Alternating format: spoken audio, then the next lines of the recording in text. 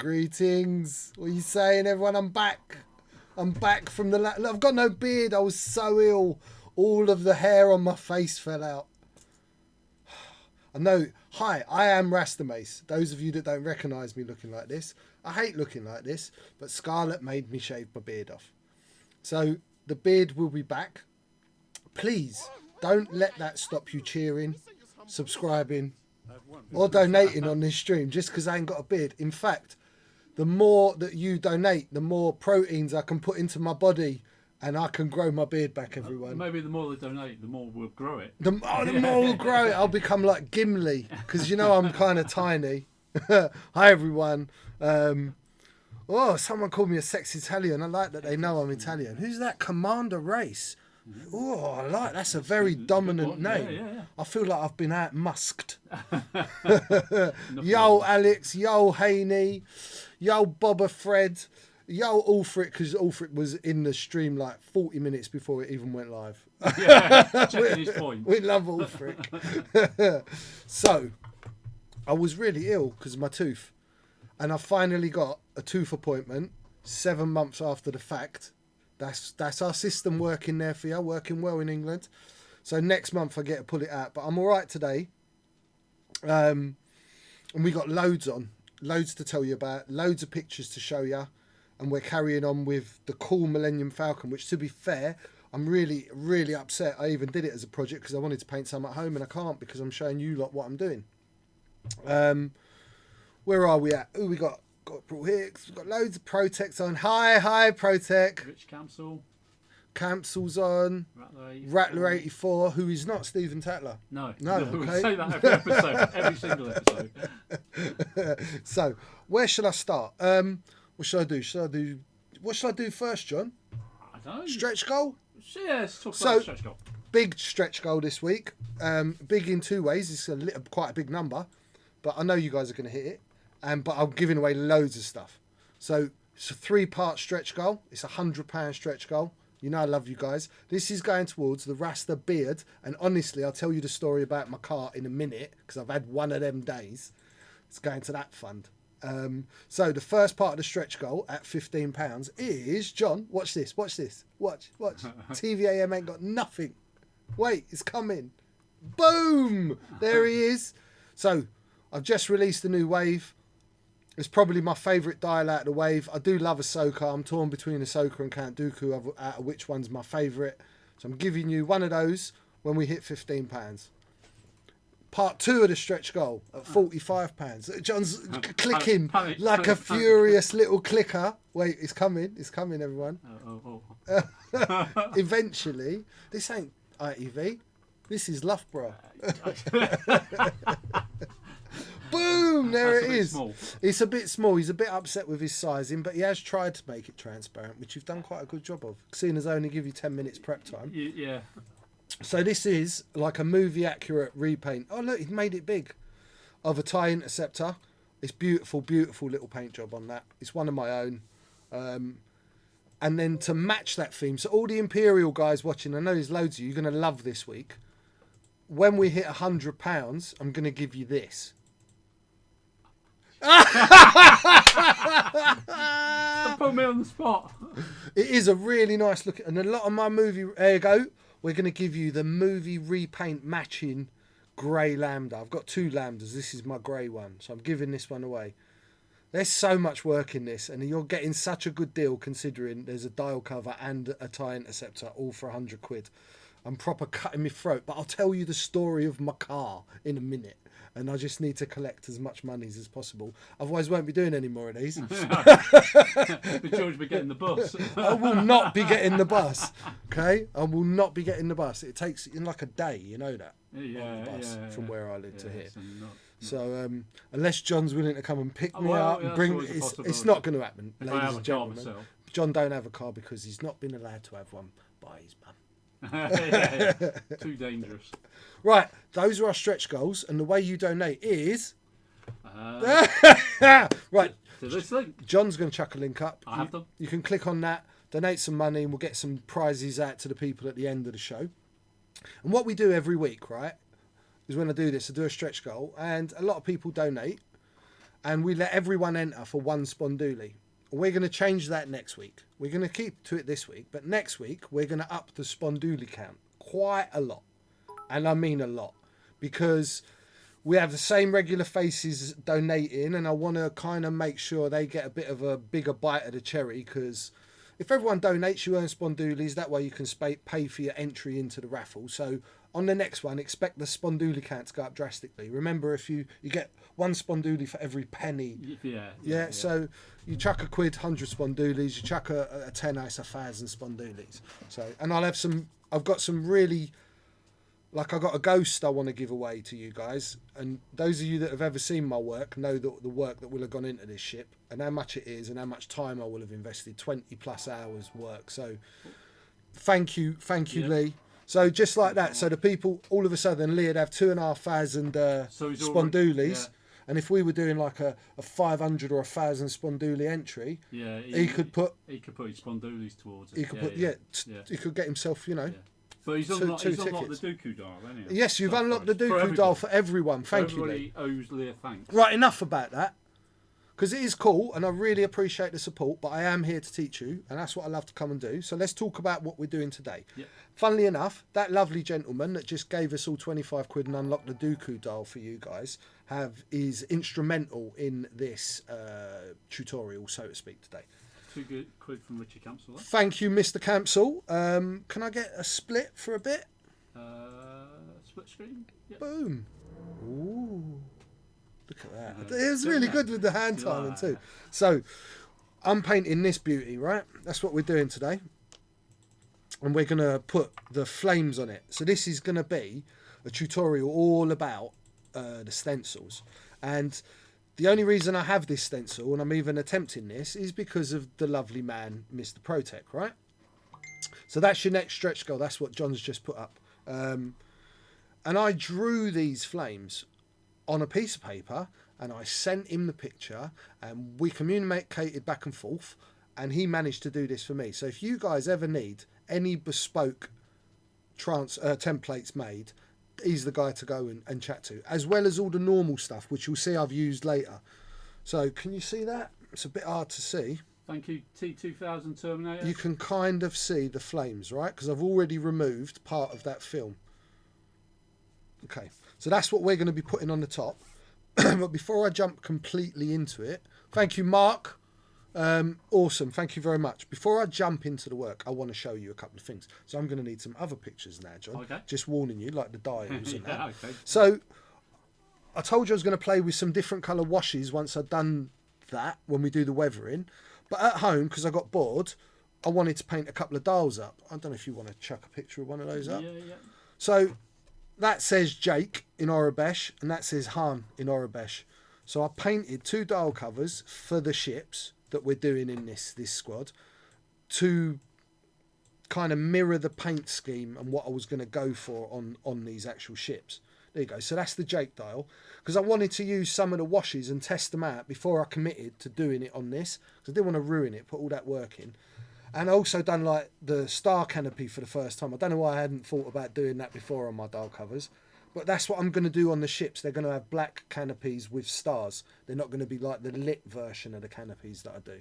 So I wanted that to match. And you got the whites, and you got that kind of hot rod thing on both of the helmets with the checkers, because that's kind of what I'm going for on the ship, is hot rods. So that's Lee. It's Han in Orabesh. It's really nice as well. Thank you, Tavern Wars. It's amazing. Really nice to paint my own dial covers in not the standard colours, because I spend most of my time painting dial covers for customers, but they're always in like the stock. They want Elite, or they want a Boba Fett, or they want a Fen Rao. So that's the colour palette I use. So just being able to explore and use other colour palettes was really nice. And on that note, we've got a dial cover from one of my friends, haven't we? Right, so now this, you guys know I love my dial covers. I'm jumping back and forward. I'm making you go from one file to another file, aren't I? You are, yeah. That's okay. Is that okay? That's okay. Sorry about that. I might block you out on this one though, because it's quite a small picture. It's fine. Right. So this, you guys, if you've not seen this on the internet, this is a very, very talented gentleman called Andreas Carlson. He lives in a Nordic part of the world. I'm not going to say where because I'll get it wrong. If I say Sweden, it's Norway. If I say Norway, it's Sweden. So there you go. I said them both, right? But look at that, right? There's just skills to pay the bills all day long. It is amazing. He's going to Worlds this year, I do believe. So I'm going to pick his brain about how he does that. But I hate people that are not colourblind. Deeply, deeply hate them. But yeah, look at what you can do. How beautiful is that? And it's such an honour when someone's painting something I created. Yeah, And it looks like that. Yeah. It's just insane. Yeah. Such a, humbling experience to see it. Right, so can we go back to the dial covers? And I'll just show them something else. We'll get rid of Andreas. Andreas, wicked man. Probably Finland. He's amazing, amazing guys. Hi, Nick. I'm going to get my beautiful face back. I don't like not seeing it. It's coming. Come on. There we go. That's better. Right. So, also, remember I painted the Jedi? You got some pictures of that, ain't you? You ready for that? Jedi? These dials. This Oh, dial yeah, and Anakin and the little group shot. Yeah. Right, okay. So remember I painted the Torrents and the Jedi Starfighter? Well, I want to play them. I've got an idea of a way I'm going to play with them for a bit and then sell them to you lot, right? But I thought I need dials to match. So I quickly, the other day, I knocked out 4 of these, right, in the matching paint scheme of the ships, right? So if you guys ever want to, you're worried about painting my dials, right? Oh, they're a bit hard, I don't know how to do it. I painted 4 of these in under 3 hours, and that was from undercoat to varnish coat. And I only used 2 colours in an airbrush from a black primer and then a little bit of brushwork and a stencil, which you're going to see today. Really easy if you catch an edge. Look how pretty they are in the dark. They look insanely good. And show them the group shot with Anakin. Yeah. So I'm definitely going to get this squad up on stream for you guys. The plan is I'm going to try and win a couple of tournaments with it. And then I'll sell it as like a list that's had tournaments, and all the trophies I win will go with it. But how cool is that? Anakin and his 4 kind of like turned clone troopers coming to a table near you soon. Not tomorrow because I've got car issues. But it will be. All right, we can clear that. We can clear that. Archnin, yeah, man. Your dial's on its way, bro. I posted it today. So, that's enough talking. That's enough talking about, like... No! One more bit of talking. Because then I don't have to. Let's do that Falcon. The Falcon? Right, so, shout out to a gentleman called Tony from Harlequins. And Tony started messaging me weeks and weeks ago when I was doing the conversion on the Sith Infiltrator. And he kind of said, and he says I have to say this, that I inspired him to do this or have the courage to do this. And it's so good. I've known about this for weeks, right, that I haven't been telling all you lot about it because I wanted to do one before I showed the world. But he's finished it, copying the weathering techniques I've showed, copying some of the scratch building techniques. And that is the coolest. I'm so stealing the idea and doing my own version. It's, from the end of Solo where it's all battered and all the panels have come off. Yeah. It's wicked. We got another picture, John. So when I get like messages from you guys and I get pictures back of people, that's really like my big motivator for being here for you guys. It's so good. It's so humbling. Look at that, everyone. Look at the detail he's put in there. He's scavenged bits of different plane kits. He's used the plastic, the basic strut plastic that we were talking about. Really, really good. In it good. It's such a good idea as well. Look at that. Look how good that is. I'm so doing that. So doing it. Guns missing because it broke off. Everything. I love it. Yeah, that's my shout outs. Yeah, that's cool. Yeah, so thank you anyone, because people send me and stuff like that. Thank you anyone that has. It's really, really cool. I missed who said did that, Rasta. It looks great. Tony Matt, big Tony, big massive policeman. I don't want to get arrested by him, Tony. Right, so let's show you where I'm at. I'm at that with that, and at home I just put I finished the whites off on the Jedi, on the A-Wing. So I've got the 2 kind of matching base coated up, right? This is where we're at so far with this little project. Now we're going to jump onto the stencils. So I'm not decided yet whether I'm going to be putting that flame effect on the front of that Jedi Starfighter. Not Jedi Starfighter, that A-Wing. So here it is, right? I've already unpeeled it a little bit. I'll show you how it comes. You can't even see anything. Let's pick you an edge. Right? This is quite... Right, you can see this is what it is. So it's self-adhesive, like a film. This has all been pre-cut with a cutting machine. I've already removed that insert because I want to use this whole part over the front of this. Right, now this is going to be, this might be 2 or 3 times before I get this right, yeah? Because of this contour here, because of the way the model drops in, right? So it's going to affect the way the stencil sits. So I might need to cut lines in the stencil and then mask those up. So bear with me. Let's give this a try. First time, hold my breath. And this ain't going to be easy because it's such a big stencil and it's so delicate and goes kind of both ways. They've unlocked the interceptor. Oh, guys. Right, I've got to stop talking for a minute, ladies and gentle spoons. Thank you, Andy1702 and Rattler84 donated. Right, so you noticed I've not got my gloves on. And the reason why I've not got my gloves on is this stuff sticks way more to like latex than it does to skin, believe it or not. So what I'm having to do is some of the mask has got, it will get twisted and it might get stuck to itself. So I'm unpeeling it and I'm trying to seat it roughly. So I'm not heavy sticking anything down at the moment. I'm just trying to get an overall lay, an even lay of the mask, which is very hard to do, I'm not going to lie. But what I know by this design is there's these 2 kind of flames on the side. It'll all become more apparent once I actually start painting over the top of this, right? There's these 2 little flames that go up the edge of the falcon. So that's where I'm starting my point, on this side. And then I'll do the same on this side before I seat the centre of this mask. Right, and excuse at any point in this stream if I go quiet. John's quiet. I think he's holding his breath. Don't hold your breath, John. I am holding my breath. Don't hold your breath. It's not a flat surface, is it? So you've got to contour that round the shape of the vehicle. And then it takes quite some concentration. It does take quite a lot of patience. Yeah, if I was doing that, I'd be screwed up in the bin by now. Right, so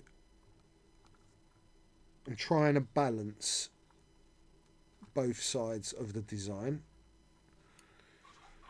I'm getting there. So I've got 2 corners on. And then each one of these is like a flame front. And I look, guys, I do appreciate just looking up at the screen how actually really hard this is for you to see what's going on. Because this is like a transparent film. But just bear with me. I'm getting it on as quick as possible. Thank you, Clive. Clive just tipped. Thank you, Clive. Thank you, everyone that's donated so far. Right, so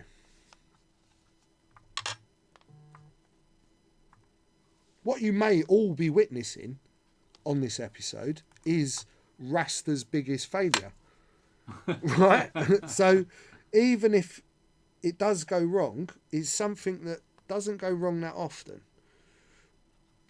Right, so now I've got it kind of roughly where I want it, but now the problem I've got is I need to get this to stick on the uneven. So now I'm going to stick my centre. You can actually see that design a little bit, right? You can start to see it. So I'm going to stick these down. I'm just using my finger to gently apply pressure. Now, sculpting tool. Now what I want to do a little bit is run that edge. Now gently, right? When you're doing this, and as you gently apply pressure, this film does have a little bit of elasticity, so it will stretch, right? And then a big part of this is going to be, so I talk a lot about the angle of your dangle, if you know what I mean, with your airbrush, the way your you're actually attacking the model from where the spray's coming. And so this is one of those where I'm going to attack it straight from the top. Yeah.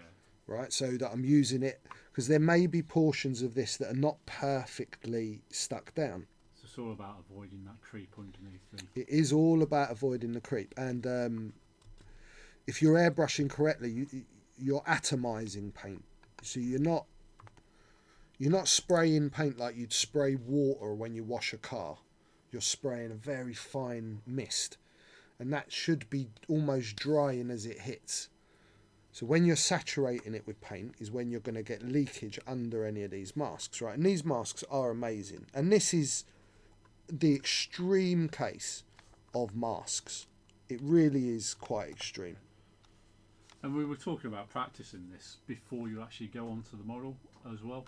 It's probably quite important if you've... If you've never ever used even the masks. Yeah. If you've never used the masks, it's worth... on a piece of plastic, piece of paper, some scrap work. What John's actually been working on is John has been working on, I've been doing other stuff. John's been working on this piece of paper that we're going to do for you as a file, which has got like circles on it, and we're going to use it as, I'm going to do another episode where I do a proper like from beginnings airbrushing tutorial. But you can print the paper out at home before, we'll let you know the week before, copy it, get your airbrushes ready, and we'll do the exercises together. Yeah.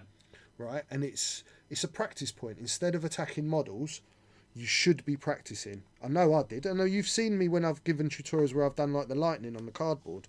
That's just practice time. It's fun. So, it is actually going on all right. Right, so as you stick this, it's kind of bending round surfaces and it will lift up. So you're going to have to keep kind of working at it for a bit. But it does kind of stretch a little bit, yeah? But we do want to try and get as good a seal on this as possible. And anywhere it's going around these corners, like on this edge where it's dipped down, I'm just running my sculpting tool, getting it to stick on the side as well. Right? We may well find ourselves in a position where I do have to touch a couple of bits with a brush. I'm hoping that's not the case, but who knows? Am I happy with the way this is set? Or do I want to take it off and start again? John's face like, what? Oh, I totally get it.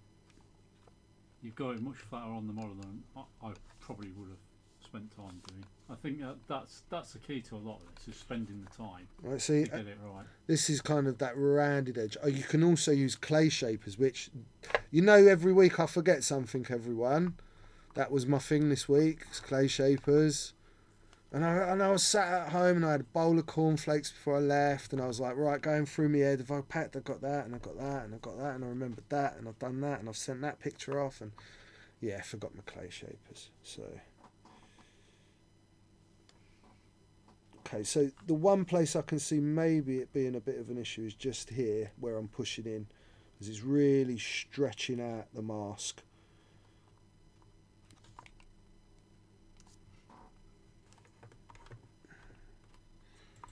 Guys, don't forget to subscribe if your Amazon Prime subscription has dropped off. It drops off every month, so reapply it if you get a chance. Right. If you've got that. Shall we? Another £5 towards the stretch goal. Who's that by? Shenanigans Games. Gaming. Thank you, Shenanigans Games. You guys are awesome. So we're already giving you the tie interceptor. We're giving you the Dooku dial. Hawkshead in with £10 there. Hawkshead, and I don't know if you guys were in the chat earlier, but you will see that next week you guys will certainly have a bigger bite of the cherry. The guys that are donating. You remember, guys, you can donate £1, right? Yeah, £1, yeah. You can donate £1. Every little bit helps. Thank you so much. Really. So my car took it for the MOT today. Those of you that live in America, I don't think you have those out there. Don't think they have MOTs. Probably not. No. And I don't think they do. Every year you have to take your car to get it looked at. And I expected like one thing. Cut a long story short, I've got this nonsense problem on my car, which could be somewhere in the wiring somewhere. And it ain't a problem. There's no fault. But because this bulb comes up on my dashboard, it's an MOT fail. So I might be losing my car because I ain't got thousands of pounds to spend on someone dissecting the electrics of my car. So we will know tomorrow whether you will be getting an episode next week. So please donate. Richie C just reapplied his Twitch Prime. Thank you. Richie. Yeah. Right. So this paint job, it is dark red to like this orangey, light orangey colour at the front. Not quite yellow, although I probably will blow a bit of yellow. So now I'm probably going to try and do this on the other side as well. I know that sounds a bit mad, and I'll try and match it. We'll see. We'll see how this goes. Let's get some paint in the airbrush, right? Let's talk about that first of all. I'm using Game Air, so it's a pre-mixed airbrush paint. And I know some of you will have heard this a million times, but I'm going to go over it because there's probably people watching that haven't seen this. It's pre-mixed paint, but a little bit of flow improver, it's called, can really help. Sometimes the paints do dry up a little bit. Now, I'm trying to decide which way round I want to do this, whether I want to do the light and then the dark, or the dark and then the light. There's something we were talking about earlier, isn't it? Yeah. Paint consistency. It is important when you're airbrushing. And the Game Air gives you the best sort of starting point of any paint, really. Yeah, I think you're right. Yeah. Do you know what? Let's... Oh, it's hard. I'm going to start with a light, I think. Let's start with a fire orange. You got Dolly's Gaming just hit £5 and Strangel Fear. Strangest Fear. Oh, I love you guys. Right, let's just test this. Yeah, it's all right. Okay. Oh, no. Tissues. So gloves on now, right? Well, at least one glove on. The one that I'm going to hold my model with. Things stuck down. Let's get a tiny bit of paint. Just check she's all right. She seems to be moving. I brought a second airbrush with me today, just in case she's temperamental. Airbrush are like cars. They're always women. I spend a lot of time with my hands fiddling with her. Right, let's have a little test, like I do, on my hand. There we go, we've got paint. Let's make sure I've got me little brush to clean off if I need to. So what I'm going to try and do is I'm going to just catch the front first. I'm not going to run up the flames at the moment. There's no need. I don't need to encourage paint to get underneath. I'm just going to check. So right at this back edge, to make sure if there's any overspray here, it's going to at least stay where I want it to. So you're going to keep doing this with an intricate mask. You're going to keep checking and sticking like that. And then, so I'm about 2.5, 3 inches away. You can start to see the colour build at the front. Right, we're just dusting on.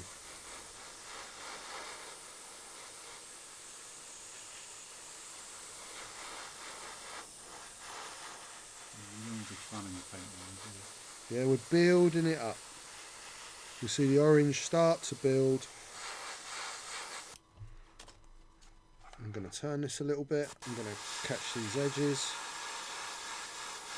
Can you tell them all subscribe? Thank you, Excellent Seven Wars. Different angle. Turn it again. That's actually really nice because that's kind of left, because it's a darker grey. Oh, because there's a darker grey at the front. I can't work cack-handed. Sorry guys, you're going to have to just bear with my weirdness at the moment.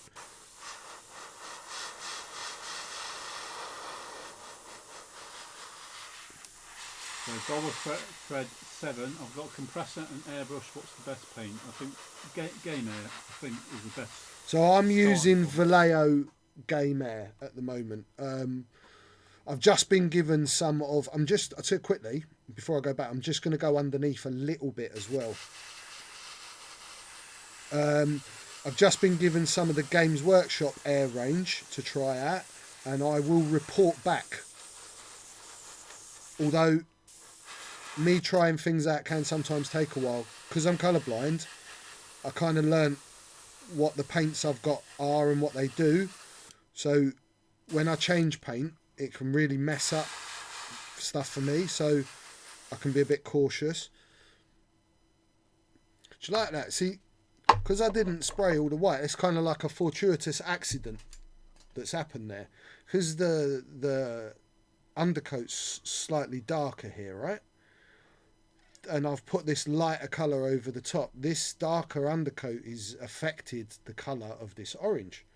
So like I've already got atmospheric wear into the colour palette. Do you see what I mean? Yeah. The same as underneath, a little bit darker. It's that opacity thing, isn't it? It's all about. So this is what I'm saying. When you're putting on an atomized paint, you're not putting on paint in a layer like you do with a brush. Yeah. So it behaves differently. It's like a filter almost. It's absolutely like a filter. Yeah. This is part of the thing that I was saying, that like really good art is all about really understanding mediums. And I'm always learning about new mediums, because people work in all sorts of mediums and you don't realise sometimes what you're doing, you're making it really hard for yourself because you're using the wrong medium, or how your medium works. It's learning that. So I'm actually going to go a little bit higher up now with this yellow. Now I've had a little clean out, and then I'm attacking it from right above it, yeah? So I'm basically, would that be 90 degrees? Yeah. I'm at 90 degrees to the model. So I'm spraying flat down because I don't want to go under. I want to just hit it like a stencil. I can see little bits of lifting, and it's all right to just press those back down. Just a little bit. And we'll give that one more little bit of orange over the front.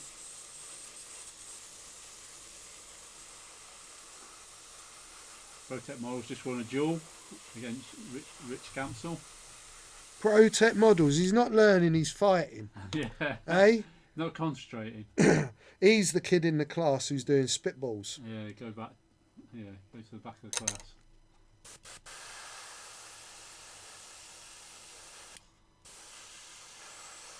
Right. Okay. I'm going to jump straight from that.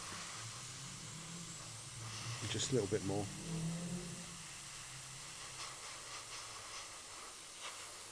Straight from that to a red. Now it's a massive colour jump, but this is what an airbrush allows you to do, because you can control the amount of that colour and how heavy you put that colour, so you can create multiple shades and stages from a single pigment, single colour. And this is for me, yeah, right? So you're kind of learning how the colourblind man paints. Instead of having lots and lots of stages, airbrushes allow me to get lots of stages out of one colour, because mixing's kind of an impossibility for me. I paint from a pot. And the only time that'll ever change is where I add, a tiny bit of white or a tiny bit of black into a colour.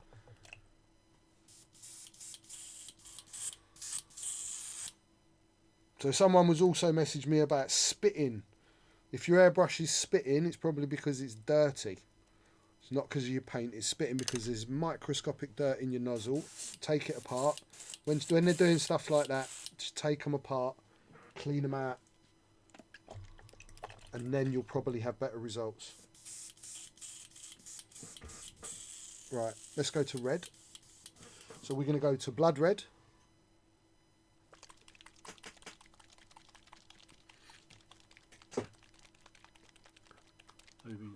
Yeah. Lawless won't like that though. Lawless is one of the Nazi files, the Imperium, really? The First Order. Well, she wants all of that. She would have my hair shaved. She would. Would you? She'd have my head shaved. Funny enough, I need to sort out the 12-month emoticon. So we could do an Imperial one for that. Have you done drawings of 6 month? Oh, we've done the 6 month. No, I'm talking about. Oh, well, you're talking about joined up drawings. Yeah. No, yeah. not yet. No. But I have done the rough sketch for what the next Patreon dial cover is. It's very good. Really? Yeah. So. Yeah, protest saying we need some Imperial emoticons. Yeah. I think George has done some Imperial dials. Yeah, it'd help if you Imperials had more than 2 helmets. Yeah. So now I'm going to go over all of it with this red. So look, can you see how gently it's building colour-wise? Right, this is how little paint. I don't want to put a lot of paint. We'll build it up. We'll build it up. The shine you're actually seeing is from the stencil, not the paint that's on the model. Yeah, I got that, Lee. We are working on something. Me and George have talked about Tutorial. well, no, emoticons for the chat. Oh, right, A three-part emoticon. You can actually make one picture.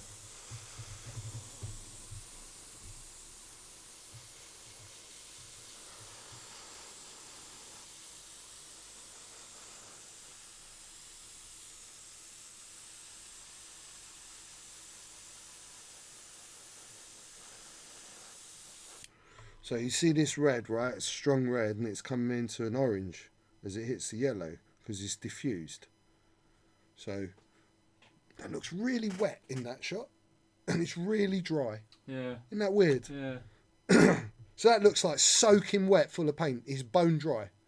Yeah. It's weird. Kind of It's I think it's just the way the light. a trick of the light, Yeah. just so that you guys know that is not wringing wet with paint. I think if you actually hold your hand over slightly, the light, if you can get your shadow over it. John, you've got two lights. I need to use both hands. Yeah, you Can you see? It's a bit drier. I don't know if you can see. It is. It's dry. It's not wet at all, right? So we're going to do another bit now. Now that's had a chance. It's actually where it's reflecting off the mask. Yeah. Yeah.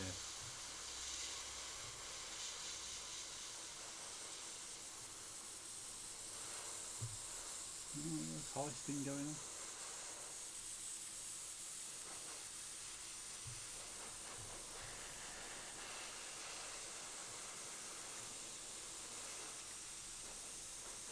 I think there isn't another emoticon, Lawless. After yours, there's Dooku at 9 months. Ah, Yeah. you see, there's the bad guy. Yeah. The one you all want.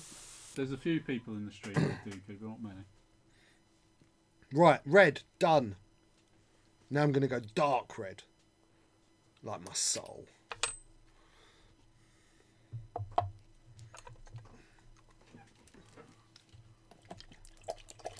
Yeah.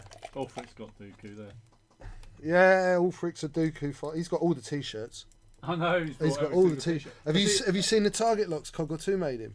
No. The Asterix ones. Oh, nice. Yeah, really nice. I might have been drawing an Asterix and Obelix style cover, but don't say anything. Has he had the Love Star t-shirt? I don't know if he's had the Love Star. Yeah, I didn't draw the Love Star, John. No, you know, I know you the didn't. man's got taste. I know you didn't. That is very true. He only collects unknown Italian artists. Yeah. Right, so hold on. Where am I? Dark red now. Where's my favourite red in the world? Scarlet red. Surprise, surprise.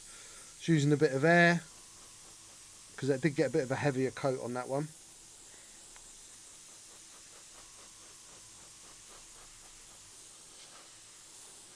Well, there's a successful mission. What I will say about using a stencil like this is most stencils are multi-use. And I'm sure I'll be able to get this off and put it back on its backing sheet and it'll kind of be usable. But these are not, when I've got to design quite this complicated. Thank you, silly 1991. The sub.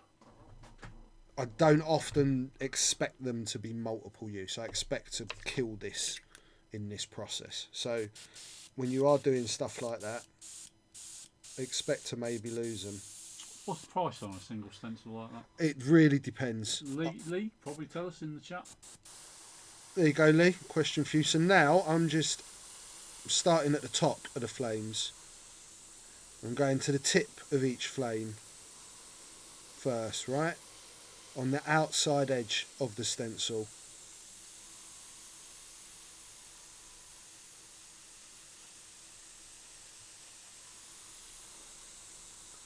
Okay, now I do want to bring this darker red down a bit. It's a very strong, but once again, because you're putting it on with air, you can still have little bits of the other red. You don't have to obliterate the undercolour.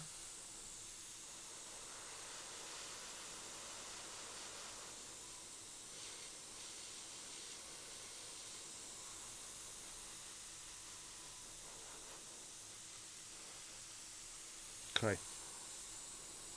I'd say we're there. Right. Now let's get me trusty air dryer, which is still plugged in, unless you've been doing your hair, John. Oh yeah, every day.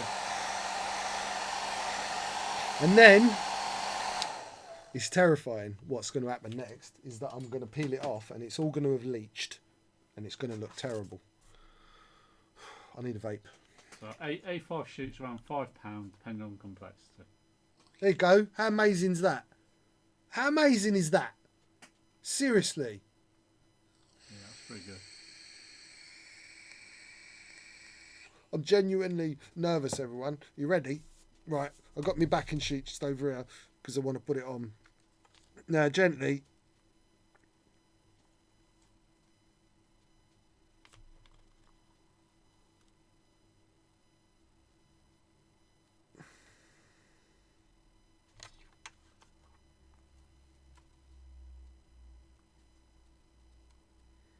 Now, I've had a tiny leach on the side, but that's to be expected. But generally, gently. So this goes two ways, this mask. So I peel one way, then the other way. Look at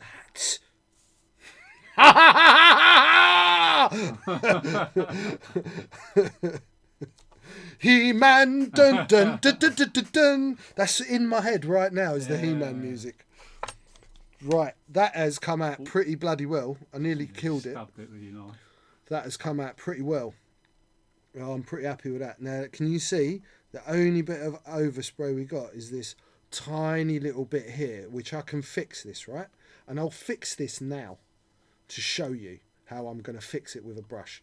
Okay, so if I'm being completely honest, I would have liked this a millimetre more over this side. I could increase that with a brush. See, and I have got a couple of little bits of overspray, which I'm just going to touch in. I'm going to touch in with a little bit of white and a little bit of that blue mix. We could do that in a second. But even if this is not the complete, this is now giving me such a perfect template that if I need to finise the tip of the flame, I can do that with a brush, and I probably will, just to make it look a little bit more schwanky, if you know what I mean. But that's pretty cool, huh? John, what do you think? Yeah, that's wicked, mate. Yeah, very nice. It's just like the photo of it and the concept art. So let's have a little fix, and then I'll think about turning it over and doing the other side. I'm well chuffed with that. So I used Wolf Grey. I use this blue, but I don't think I need to go all the way back to that blue. And I use some white. So let's get my little palette, which I do believe is in here. Yeah. Thank you, John. So we're going to start with the Wolf Grey. Little blob of Wolf Grey. Little blob of white. Just try and get you a bit more in shot. A couple of blobs of paint. Sure you can see them there. You can see the reflection of the lights. So now these brushes, these are called Broken Toads. For people asking what brushes I'm using. These were given to me by Lee. I'm not sure whether you can get them anymore. But Lee, I love these brushes deeply, like a child. And if you can get hold of them because they're amazing, everyone. So I am actually going to get a little bit of this blue out as well. Because I've got the thing on this side here. So we're trying to kind of colour match. So you're better off. Let's find the edge of that. And then I'll catch that with that. Would be the hardest part to mask as well, wouldn't it? Yeah, I mean, it's just pulling it 4 ways till Sunday. Yeah. So I've just fixed that in with a little bit of blue. That's all I needed to do. So base colours back to there. Then I'll step up to the white. To the Wolf Grey, and I'll just paint that in. I'm leaving that little panel line of the dark blue, but that blue's still a little bit wet, so it's even letting me blend slightly on the model. Just catch the edge of this with a bit of this Wolf Grey. There's a couple other bits, so as we get into a few other little oversprays, I'll kind of stretch out with this Wolf Grey.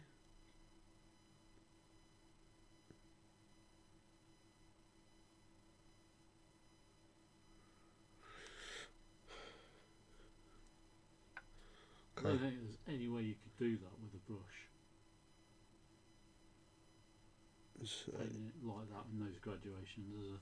No, it's so tight, and it's kind of, because I've got to confirm the design off of the model and then apply the stencil. I know that I'm getting the shape and the pattern I want. When you like, there's people that I'm sure will freehand this shape perfectly, but it's getting the fade on it. Yeah. And if you get it wrong once you've done all that underwork, it's just a killer. Yeah, I'm holding my breath too, Shenanigan Gaming. I'm sat right next to it.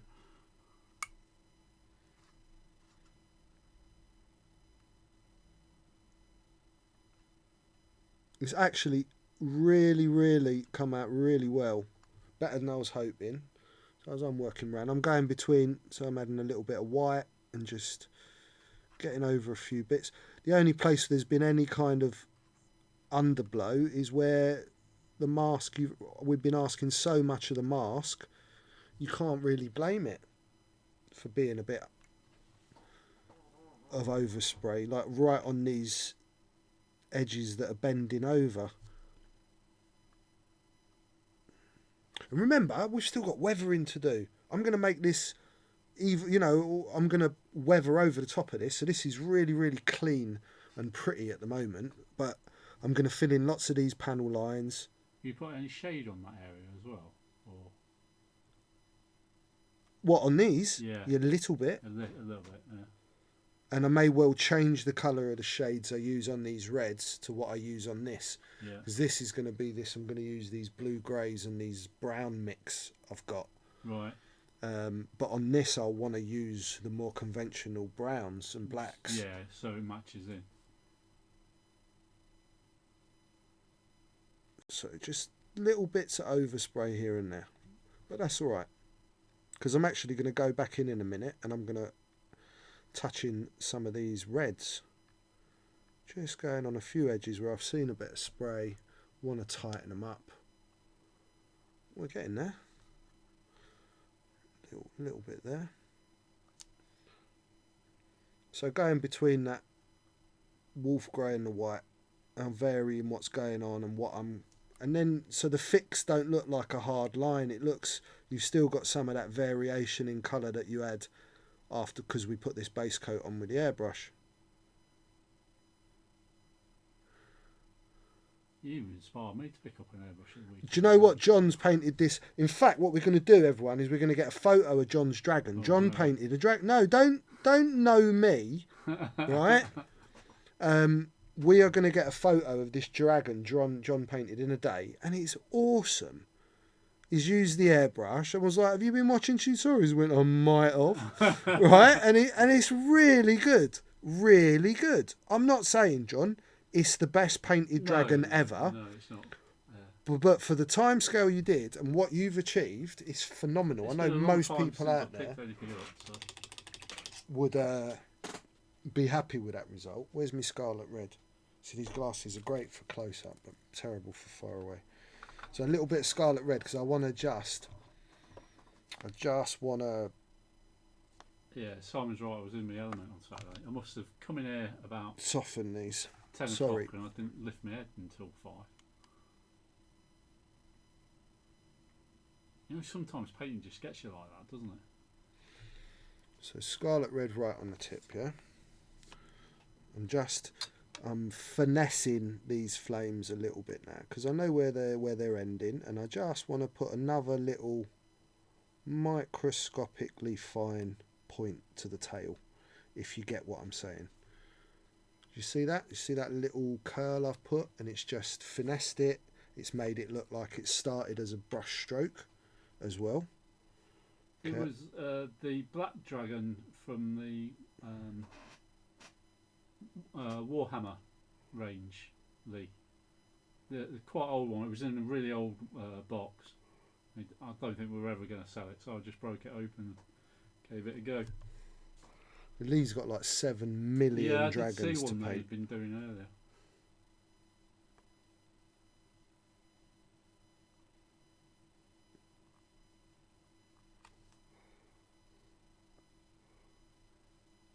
It's a Rich Campbell says he's going to have a go at a game called Super Fancy Brawl. Okay. Super fancy balls. Yeah. Is that what you said? Super fancy balls. Lawless has got a compressor but no airbrush. We sell them here at Weekend Warlords, Lawless. You do. I know the guy that owns the shop as well, so he sat next to me. They always get you a good deal. That's a deal. That's a steal. That's sale of the beeping century. What film, John?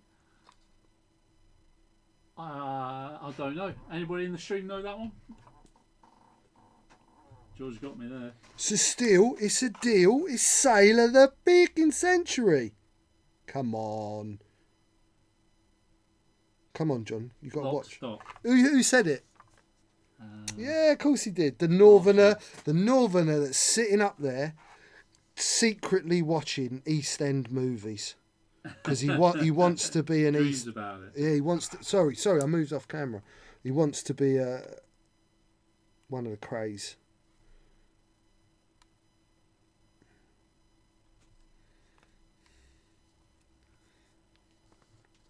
Getting there. I'm going to tighten this one up a little bit. This one's probably the one that's I'm looking at and that's had the most, needs the most help, just the edge of the actual red. Once again, that's because we've just gone over this edge and it's pushed that stencil.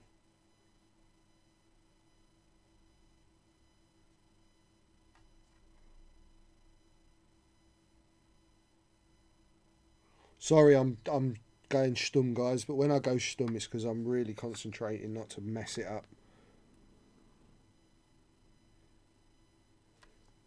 And when you're painting like this over uneven surface, it is hard, yeah? So remember, consistency of paint, decent brush, you're rolling your brush to a nice point, so it writes like a quill and it feeds a little bit. That's better. Okay, so they're fixed. There's no need to do no more of those. None whatsoever. Yeah, there are tickets for the July tournament, Paul. I'll throw a link up in 1 minute. Now, shall I try and put that on the underneath?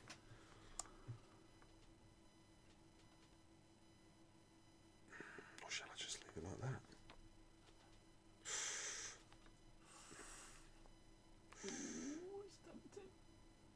What do you think, guys? Flames underneath? Yeah. It does, doesn't it? I know it does. Yeah, I know it does. You're not really quite happy with it if you don't. No, I know I won't. You're absolutely right. So, second mask. Or shall I try using the first one again? No, I'll use the second one. There's no point messing about. He's cut me 4. So, that's the bit that's just come off. Look, that I just unpeeled from the mask. You get a good shot there, look. And it's all stuck all over me. Now that bit is good for the bin.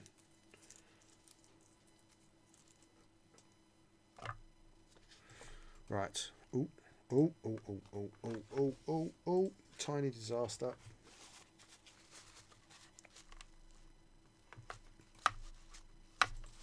So, for those of you who are interested out there, that's the link for our Saturday, July X-Wing tournament, which is Hyperspace. Have you been chucking them the links up at where they can donate, John? Yes, I will do that in a second. Just give me 1 minute. Right, so I've got to cut this a tiny bit. That's what I did last time.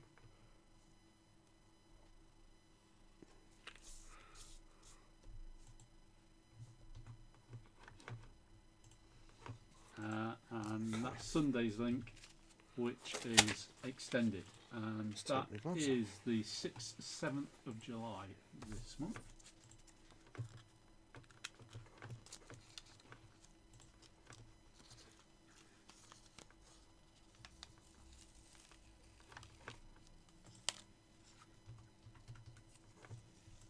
Oh, you bugger.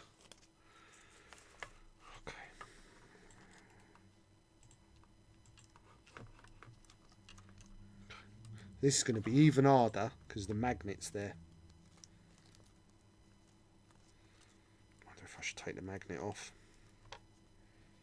I might have to remove It's that a very magnet. special boy's birthday on the Sunday tournament, apparently, according to James Finlayson. It is. It's my adoptive son's birthday. Alex Supermarket Bruce. Ah, is it Alex Bruce's birthday? It is Alex Bruce's birthday. We're going to give him the bumps. I need my glasses, everyone. Blind. Yeah, he looks about 13. Who, Alex? Yeah. Get out of Tartan James says he's 30. Don't look 13. At least 15.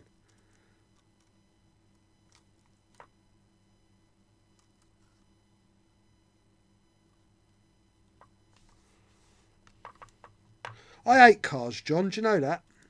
Yeah, you always got your hand in your pocket. If you Oh, a go lovely outside. morning as well. I saw my friend D. I ain't seen for ages.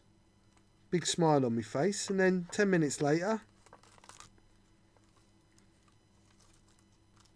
dodgy car. Why don't they make cars out of the stuff they make black boxes out of? So they just don't break. Ooh. I don't know. Do you think they'll be better when they're electric cars? No, I think they'll be even worse, John. Do you reckon? Yep.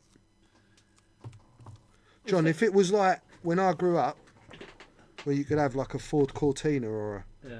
whatever that had points and plugs and mechanical things, Yeah. it didn't matter if it broke because 10 minutes later I'd have it running again. Yeah. But now, Do you know the worst thing about electric cars is buying a second-hand electric car, your range is going to be less than when it was new. Effectively, your fuel tank's going to get smaller because batteries get worse as they get older. this is now I've got to go over some umps and bumps on the underneath, I tell you. I hope you're not talking me into a bad decision here, Jonathan. Is it Jonathan or is No. it just John? John. Just John. Yeah, it's John. If it was John as in Jonathan, it'd be Jon. wouldn't it? I don't know. You're assuming I can spell John. Like King John from the Bible. He was pretty bad though. Don James says he can see you on a Vespa. Who, me? Yeah. You're Italian. I'll let that go.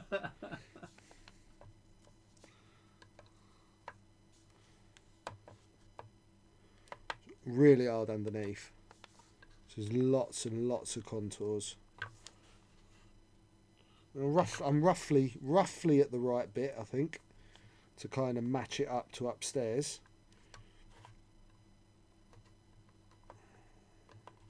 Yeah, this. So like this is. Oh, I'm sorry, everyone. I keep doing that. You should be nudging me when I do that, John. I was about to actually. Thanks, John. That's alright. Thanks. Just wait till the baby's fallen out the window and then go, watch that baby.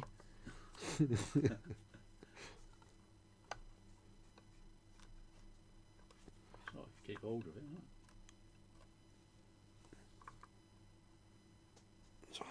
Really hard to even see. Well, before you've painted them, it's really hard to actually see what you're doing. Forget about even you lot seeing. That does, see, when you push these as well, though, it does crease them. It does help them to stretch a little bit. Tartan James says that Tesla replace the batteries when they need it. I don't think they all do that though, do they? Yeah, I think James wants a Tesla. I must admit, they reviewed it on Top Gear on Sunday, the new one. It did look nice. Nice price though as well. How much was it, John? 40,000. Jesus Christ. I haven't got 40 quid, let alone 40,000 quid. You just get one, George, and then don't pay them. That's what you could do for Monday. Just go in a garage every Monday and get a new car and just wait until they repossess it. Oh, yeah, because my credit rating would be great then, wouldn't it, John? I'm self-employed. I probably haven't got a credit rating. Yeah, you'd be alright. You'd pass them. I haven't got a credit rating. They probably don't even know you exist, do they? No, because I have no debt to speak of. So Yeah, you've got no credit rating. no credit cards, nothing Yeah. like that. Rasta's old-fashioned. I like to swap apples for stuff. And but the MOT guy this morning, he didn't want the 2 bunches of apples and 4 strawberries I had. Huh. Oh.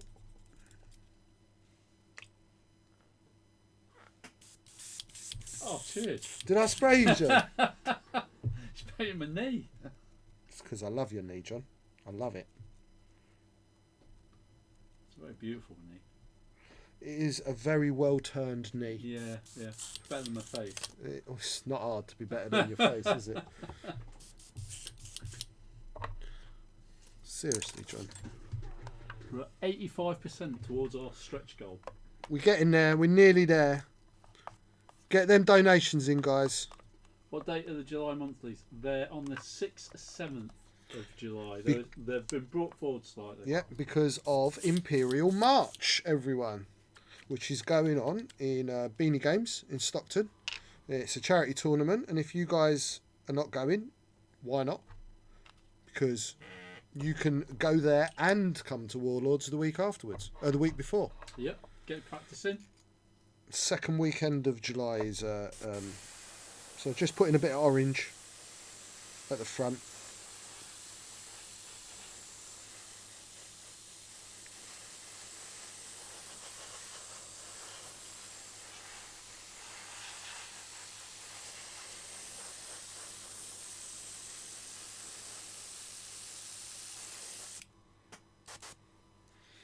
Clean the brush, go to red. You've seen all this, but we got to get it done. Because actually, when I've done this, I can start doing some weathering. And I have actually got that stuff with me. Let me get me a bottle of water. I don't know if it is on the web shop, actually, Matt. It probably is somewhere, but it's definitely on the Facebook page. What's that, bro? The dates for the X-Wing tournament. July's X-Wing.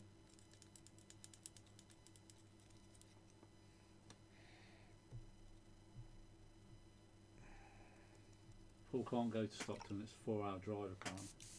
It's more than that. It's a 4 hours drive from here. I think we're about 2.5, 3 hours. Something like that. And long, Lee. And not when you go at your ridiculous speeds. Normal, I don't know all the local constabulary speeds. 2 hours. So from me, it's about 2.5. Is it further for you? Yeah, because I've got to come across. Yeah. No, he says 3 hours at normal speed. Oh, 3 hours normal speed. Right, yeah. Not warp 6. Yeah, he does go warp 6.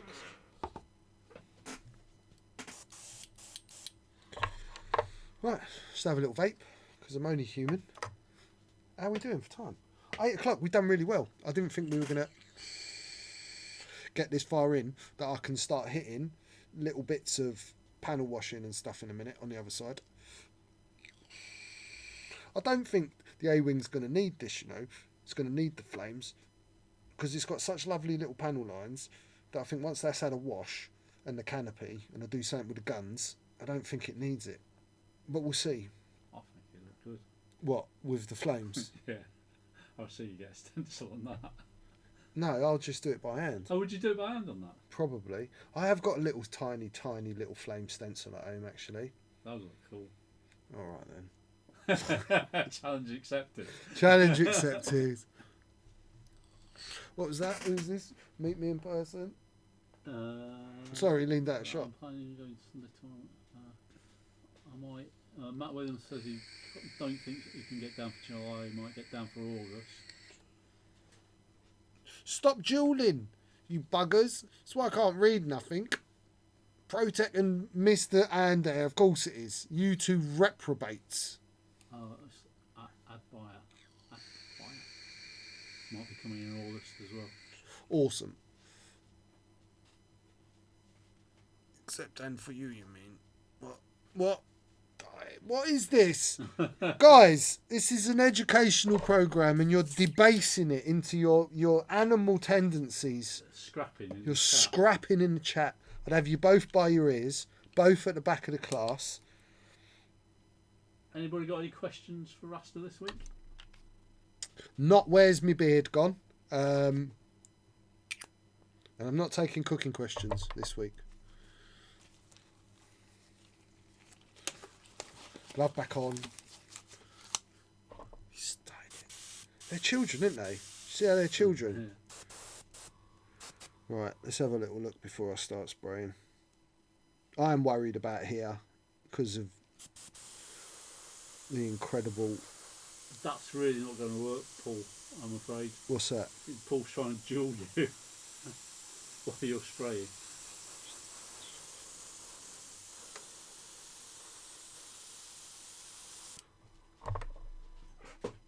Cheeky sod.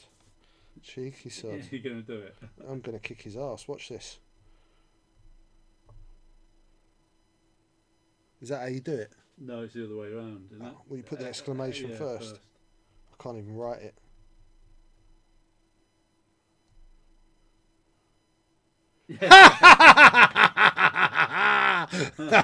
That's it. No modules for today. Shenanigan Gaming would like to know if there's any clue you can give them about the new dials you're sketching. Yeah, of course can. There's no secrets. I like talking to you guys about that stuff. I've drawn the full cast of Rebels because I was looking at, is it wave? We got wave 4 next or wave 5 next? Is Wave it 4, yeah. It's wave 4 next. But wave 5 is the Ghost, right? So I drew all the cast of Rebels, and then I do believe we're getting the TIE advanced prototype. So I've drawn Inquisitor, 5th Brother, 7th Sister. 7th Sister's not finished yet. I'm struggling with her, but 5th Brother and Inquisitor's done. All my roughs, I've got a hard pen line them, and then I give them to Kev, and we go through the design process. It takes weeks. But I've done all the cast of Rebels, and they look wicked. Kanan looks wicked. Hera's amazing. Amazing. Like Ahsoka levels of amazing, but she's just wicked, isn't she? Chopper is coming. Ezra in his helmet. A Zeb dial. And then I've drawn some Falcon dials as well for the Falcon coming out. So I've got like an old retro Falcon, like Lando's Falcon, and then a Han Solo type Falcon, actual like mini Falcon dials, which I'm going to be doing 2 of those. I'm going to be doing a furry dial for Chewbacca with a bandolier and all the fur. That's a good point, actually. Laura said imps from Rebels. Will you be doing any of the imps from Rebels? Because there's quite a few. They're not the main characters. There's only really Callus and Thrawn that aren't in a helmet. I mean, I've been toying with the idea of doing like stormtroopers and stuff like that, scout troopers. But because they cost me such a lot of time and money in each design, doing stuff that's not an actual pilot is kind of backbenched a little bit. Yeah. That's why. And unfortunately, like the Imperials, my Imperial range is Darth Vader, a TIE fighter pilot, and a K2SO, which you can paint as an Imperial security droid, because there just aren't any other. They all had the same helmet. The AT-AT drivers, the TIE fighter pilots, same helmet, different colour. So I'm a bit same with the First Order. What about the Grand Inquisitor? Oh yeah, I mean I'm doing Grand Inquisitor. I'm doing 5th Brother, 7th Sister, because they've got like a distinguishable helmet or shape, whereas the actual kind of run and mill stuff. You know, like when you do somewhere, I saw someone ask about if you'd release a Sontier dial. Well, I do a Sontier paint job because he's just got a TIE fighter pilot helmet. Yeah. His helmet isn't special. But yeah, back to that. I've got a furry dial and a ray dial, which will have the goggles. You may have seen me post pictures. I have to sculpt them from scratch. So I have a ray dial. What else did I do? I've drawn a Forlom dial. What else was I drawing the other night? Drawn a Yoda. And my Patreon dial, I'll let it out now, Salacious Crumb. So Salacious Crumb is Jabba's little buddy. So that's going to be the Patreon dial. The only way you can buy one of those is by being a member of the Patreon. And if you're a $20 member, you get a free painted one. If you're a $10 member, you get a free unpainted one. So that's the next ones. Well, what have I been drawing? So Lee Dalton has just emailed me a picture of his dragon that he's working on. Ah, because he said he was going to paint while I'm painting. Yeah.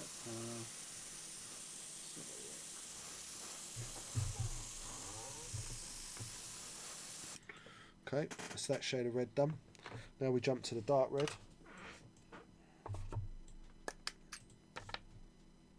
There we go. That's what Lee Dalton is working on at the moment. Look, and it's like Inception. There's a picture of me in the background. Yeah, it's got you actually in the background of that picture. No, Weird. it's not because he's watching live. He just has a picture of me on his telly like that all the time. Yeah, that's his photo frame on his desk. Totally. Yeah. It's one of those ones that changes though, but they're all pictures of me. Yeah. Thank you, Paul. We're creeping up. You're getting there. And remember, next week's giveaway will be biased towards those of you that do donate. And I'm not knocking those of you that don't. I understand money is tight, but I just want to make sure that those that are donating are getting the best chance. So, just a little clean out. Jumping up. They're keeping us going. You're keeping us going. You are keeping us going.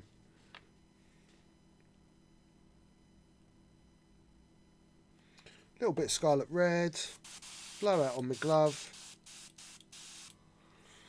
and then same again, tips of the flame.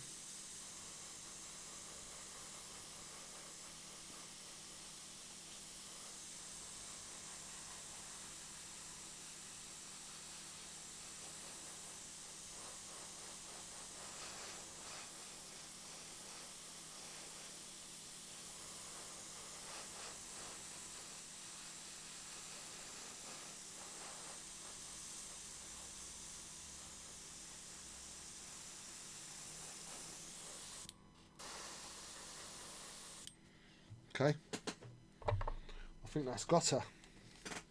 Give her a little dry.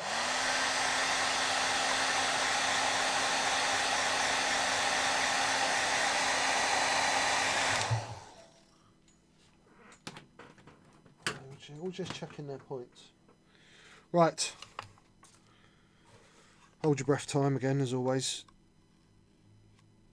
Okay, that's that bit off. Let's do those two bottom bits first, because they peel up the opposite way, and then I can go this way.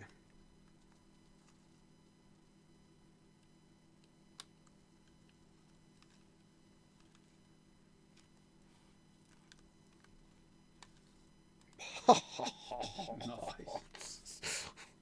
Anyone would think I'd done that before. So you can see as well, I've got most of it stuck back down on the thing, but can you see it's been so abused?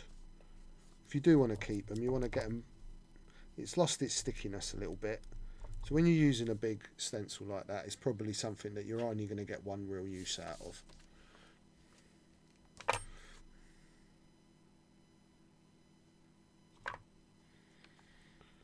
So what's happening now?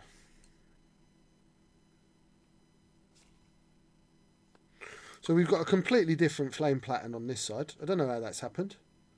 It's much wider than I would have expected it to be, but hey ho, that's all right. Now let's have a look around this side. So I'm going to need to hit this with a bit of this orange because I want to join things up. So I got back to that fire orange, which was the first colour I've put on. Have you noticed, look, it's already taken off some of the orange. And that's with me using gloves. It's just the process of when you're holding things. So let's just take off a bit of that excess. Let's just roughly... Paint does cure over a time, doesn't it? Yeah, and then becomes harder. But while it's kind of still kind of tacky, it will easily rub off. But paint will rub off. So what we're doing here is I just kind of want to match up.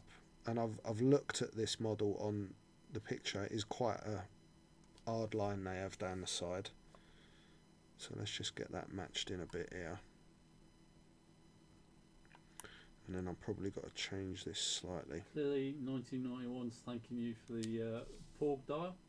Oh, you're welcome. Turned up. Monica's just tipped £3. Who? Monica. Oh, new people. I love new people. Stream people. Because we got new people. Where are you? Right, listen. No more dueling for a minute and no more attacking Heisting. each other and heisting. Because I'm doing my shout out. Where are you watching from in the world at the moment? Go. Type it now. Type it now. Awesome Sauce just tipped £3. Boston. Wow. Wisbish, it's cool, man. Northern Northern California. California. Lord Raven, 99. I like that name. British Just, Columbia. I was watching Timber Kings today. I want to go to Canada so bad. Laser cutting room Oldham. It's the best room in Oldham, dude. You know it. Portraits in an Armchair. Tennessee. Tennessee. Plymouth. Shepshed. Is that Rich? Yeah. Is Rich not in a lay-by? No, Calls good himself a job. lorry driver. And he's actually at home. Lightweight. Where's that? Where? Shenanigan Gaming. Afghanistan. I think it's a joke. I like it. I laughed. Fleckney. Loughborough. Who's in Loughborough? J.R. Ewing. Oh, we got JR watching. Yeah. Hi, JR. He's been very quiet. He's quite quiet. I need a bit of red. Where's red? Where's the red gone? Right there, 84's in the back of HGV in Leicester. He's meant to be unloaded. Meant to be. Love that. It's way more important. It's like Ken Bruce's Pop Master.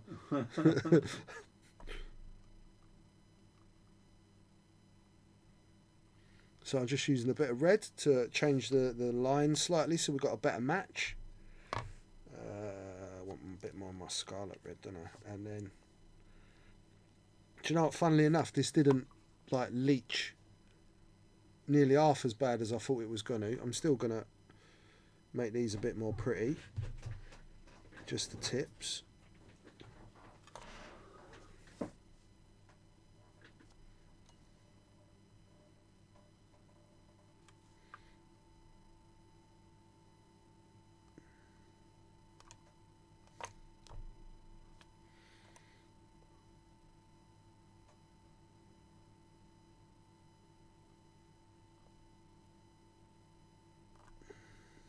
So if you guys wanted to even try and recreate this, if you were to message Lee, Lee would be able to supply you with this mask. He has a few masks actually on a section of his thing which are just Rasta masks. They're things I've asked for, but they've been so elaborate it's been a shame not to let everyone else have access. There's these wicked ones of the Union Jack that I did on some ships for Carl. Yeah, they were amazing. They were so hard to do. Jesus Christ. Well, they they're were really? bloody hell were they hard. Because it was one mask but three colours. Yeah. So you had to mask the mask. Yeah. That was very hard.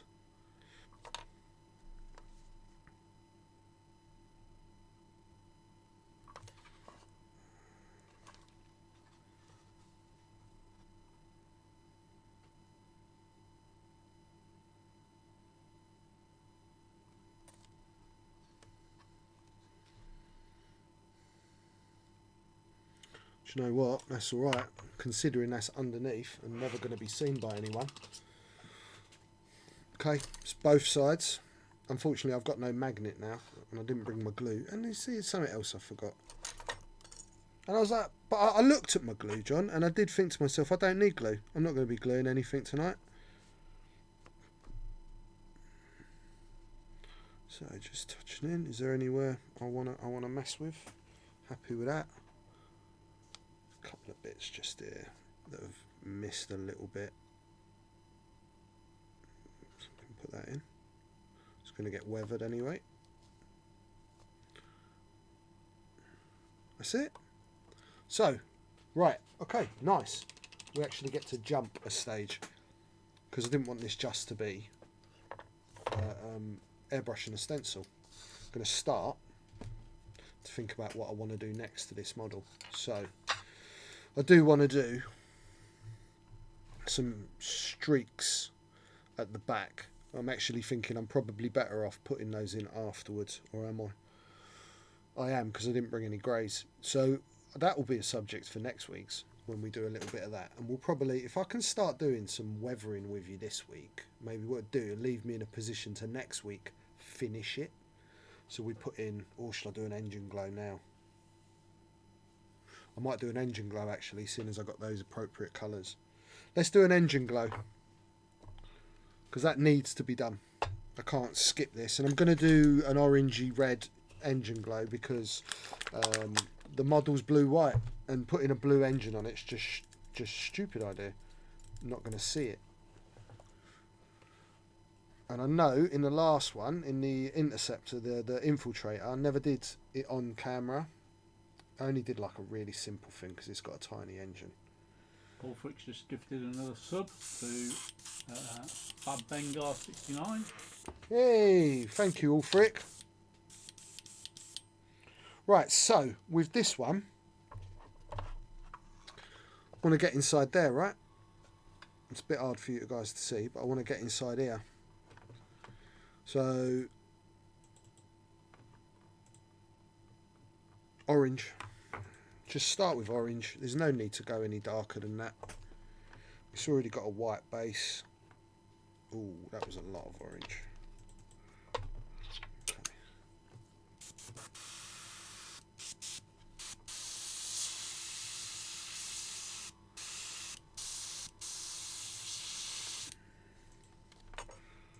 Okay.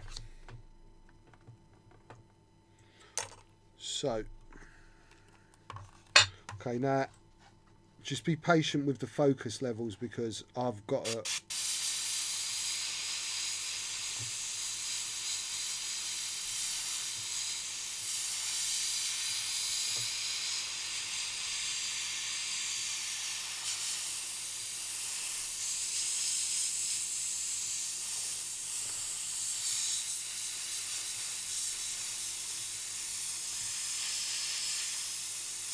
And Josh just subscribed.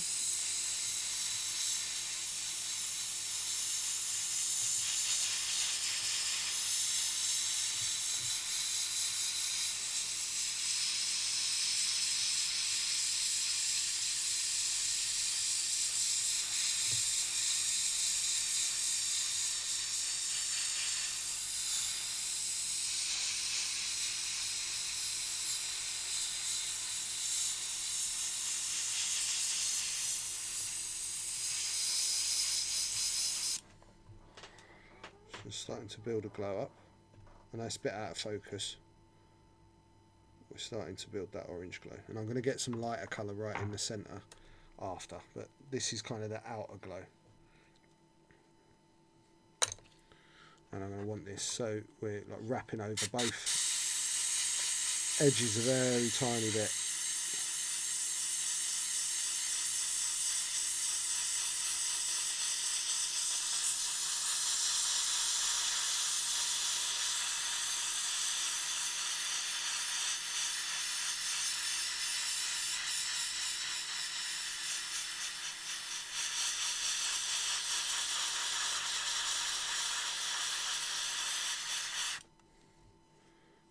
Coming out, just wrapping around the edge a tiny bit. I don't like going too mad with this, yeah? It's personal choice as well. If you guys want to really overlight it, that's up to you. There we go. Action Tavern Wars just for the last £8 put us up to £100 there. What? Tavern Wars, you're amazing. I promise you that next week all of you guys that are donating will get a bigger bite of the cherry. Because we're going to alter some stuff.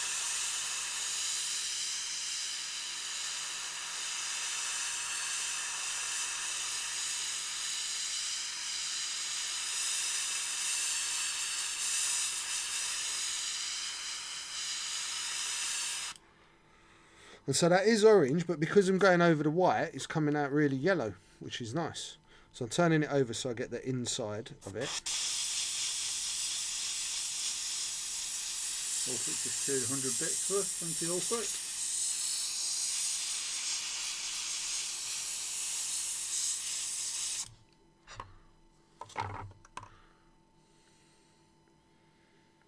And I've come out a little bit on both sides of the engine.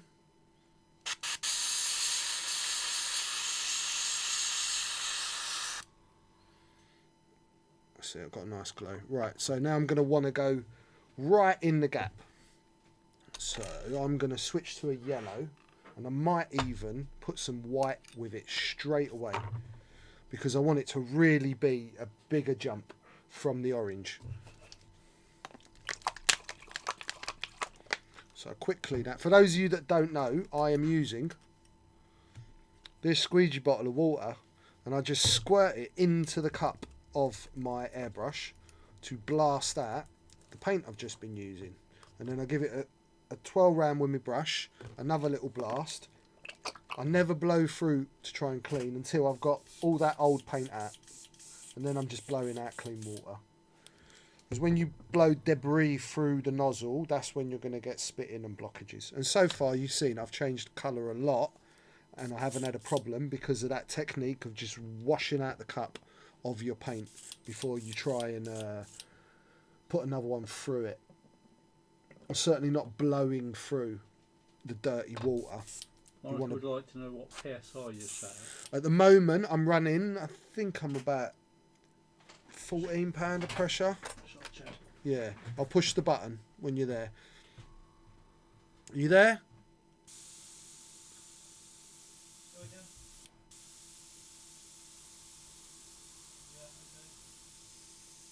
What am I at, John? 15 PSI. Yeah, 15 PSI at the moment.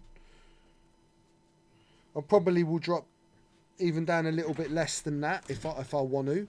And 20 is where I'm starting to really maybe base coat, or I want to use varnishes. I like about 15. So I've gone for a moon yellow. This can be quite thick, this moon yellow, because it is getting a bit old. Yeah. Thank you, Lawless, for the tip.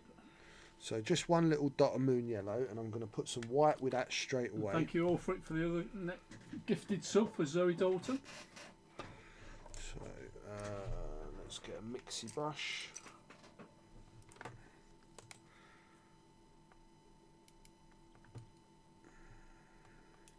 So yeah, this is really like whitey yellow, which is what I want.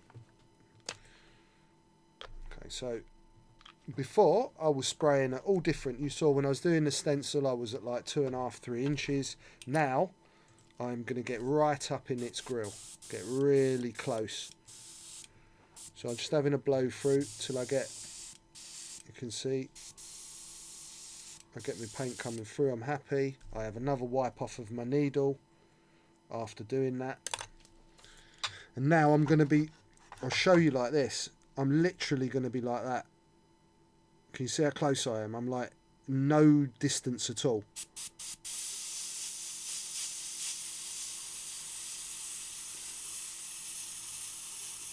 There's something else we were talking about earlier, were the things that actually affect the airbrush. One of them was distance, isn't it? Absolutely, and angle. Yeah. Distance, angle, pressure, paint consistency. And then your action on the trigger. Can you see? See that's lighter inside, guys? I know that's a bit out of focus, but you can see it's lighter, right? Let me clean the tip of the needle off. Want to do a bit more. He says temperament as well. I think it's that temperament of the brush. Yeah. You can be, can't it? Yeah. They can be temperamental. Yeah. Like last week, this spent 2 days where it was just being naughty. Yeah. And then it was fine again. Yeah.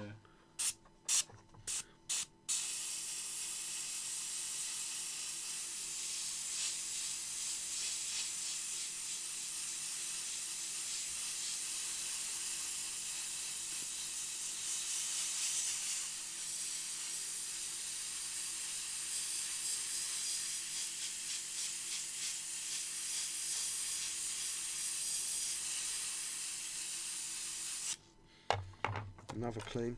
This yellow dries really quick on the needle. You will learn that as well, right? So when you've got a colour range that you start getting used to using, some paints do behave differently.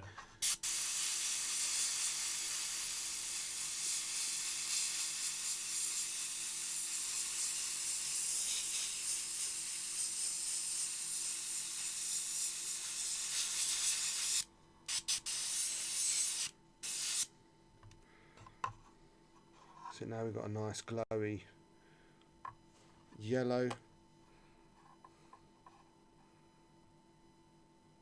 And now what I'll do is I'll hit it with a tiny bit of a brush right inside. Where's my keyboard? So I'm going to get some white.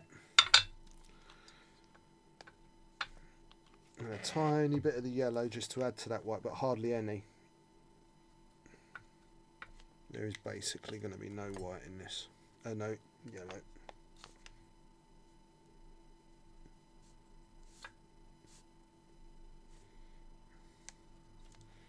So excess off. And let's just get right inside and just hit that centre line.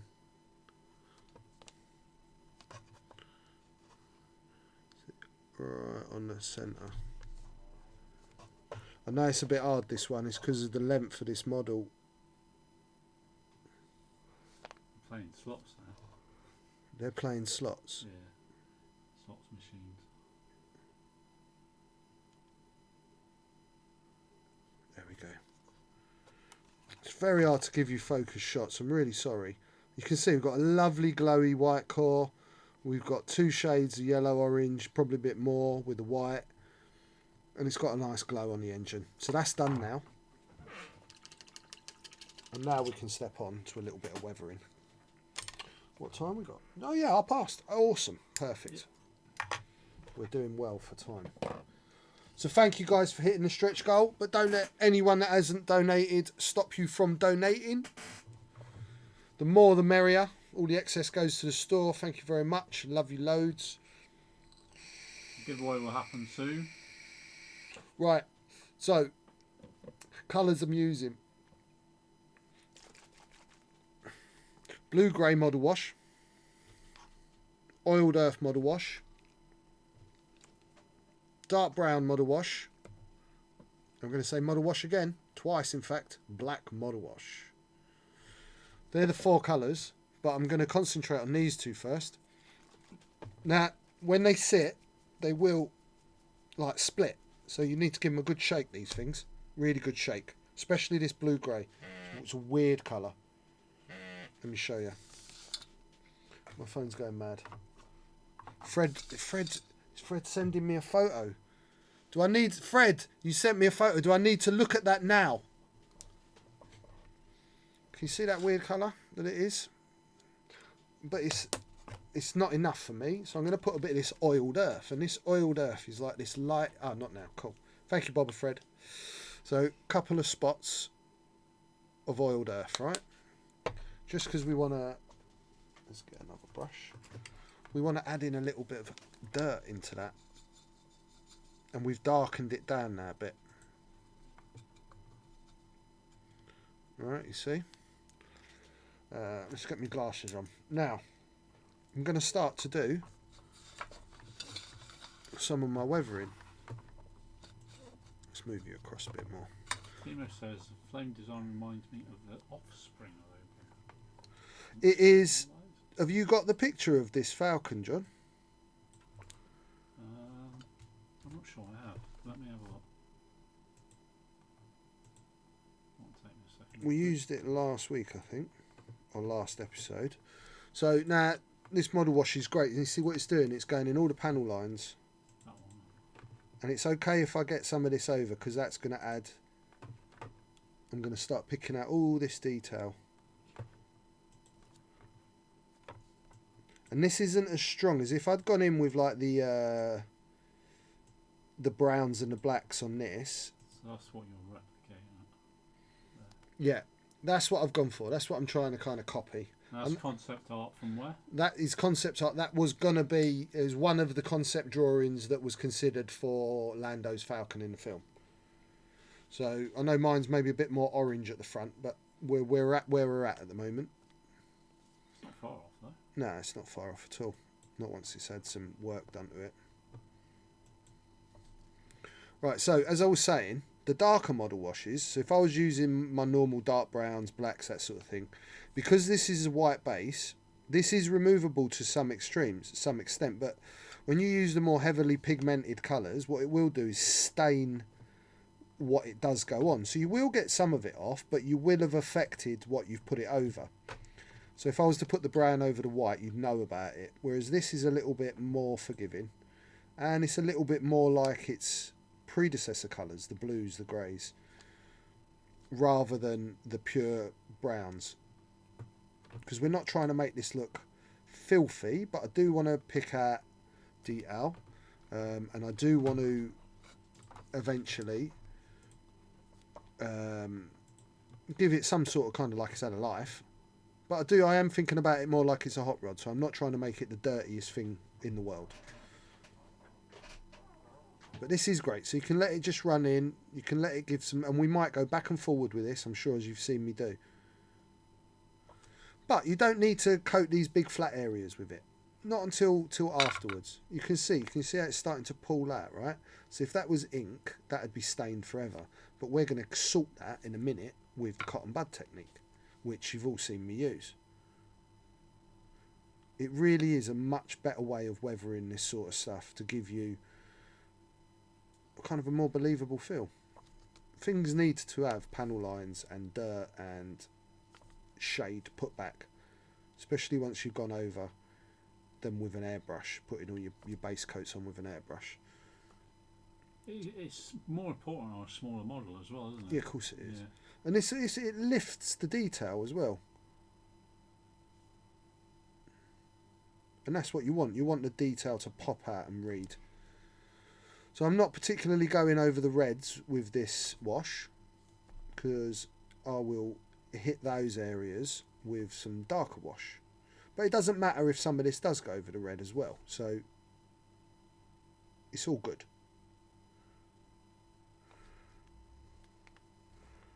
A little bit there.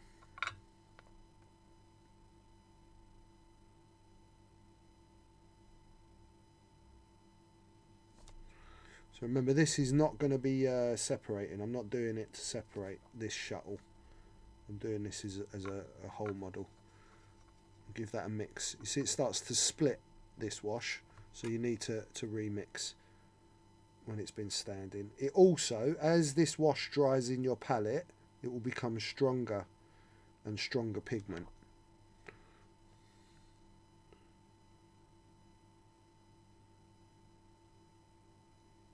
Says, is the shuttle glued to the Falcon? It's not glued to the Falcon at all, and I can get it off, but I haven't gone to the effort of matching all the paint jobs all the way through, because this is going to be for my hand solo Rebel Falcon. Yeah, I haven't gone to that level. There's enough work in this job as it is without worrying about that. And I only really wanted to do like 3 episodes and get this project done.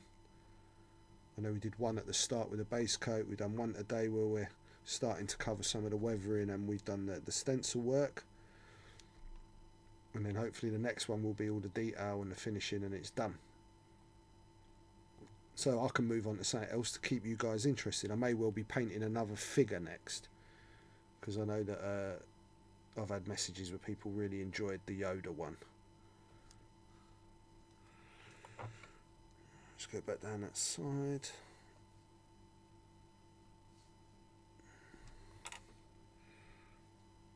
So you can see what it's doing, right? It's starting to add darkness into those panel lines. You can see between that side and that side. We've still got all these lovely blue and whites that are still in the panels, and this shade isn't so alien as to make it, you know, look terrible.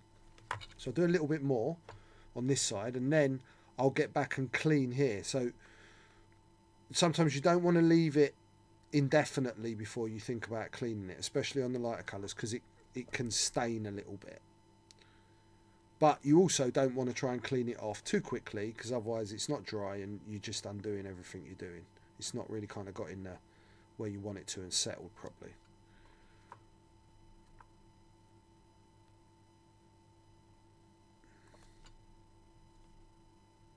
Those on, I think.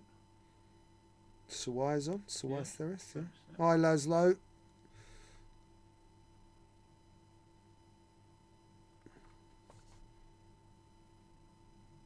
Goddamn Hungarians beating me, playing X-Wing, sending his mates photos. Good job, I like him.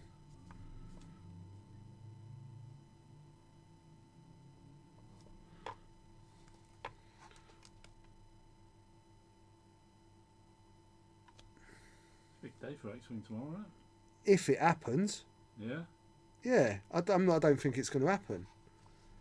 They normally do that when they release the wave. Yeah. They coincide it, and because the wave's been put back, are they going to put that back? Do you know what I mean? Yeah.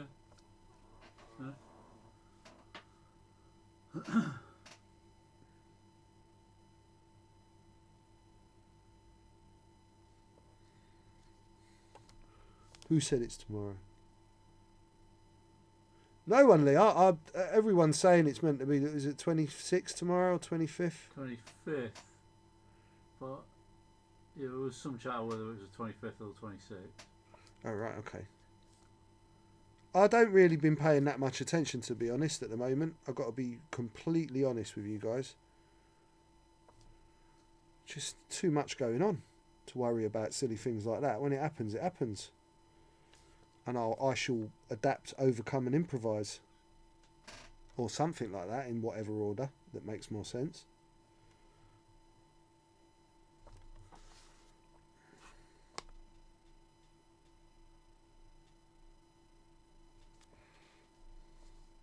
I'm going to start to clean off this side a little bit. Mr. Persian says the FFG live thing tomorrow says it's about the summer points change. Archie says they say the 25th on their live schedule. But yeah, when it happens, it will happen, won't it? Indeed.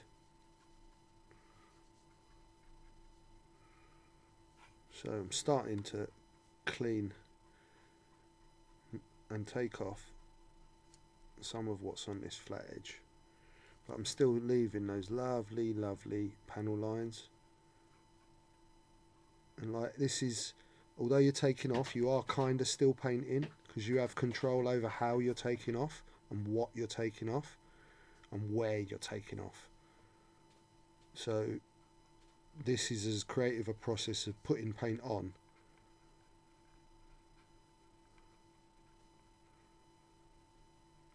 because as we go back and forward with this wash, we can use this to then start to shade areas as well, not just fulfill that panel line job.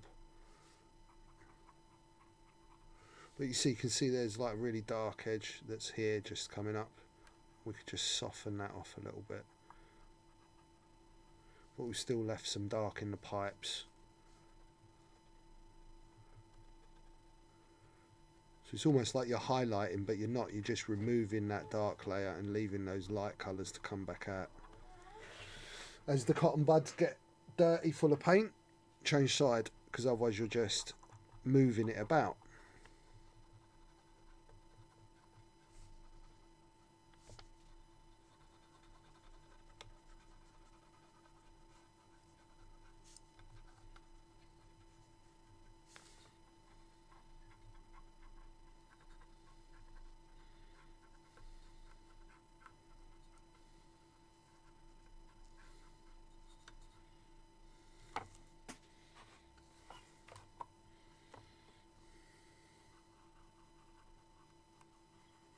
Side might be still a bit wet, but I've started now.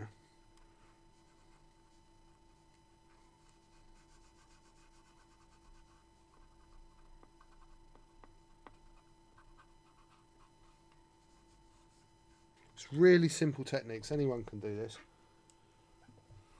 Lord Raven 98 says what was used on the cotton swab for cleaning? Nothing. Just water. Yeah. Just water.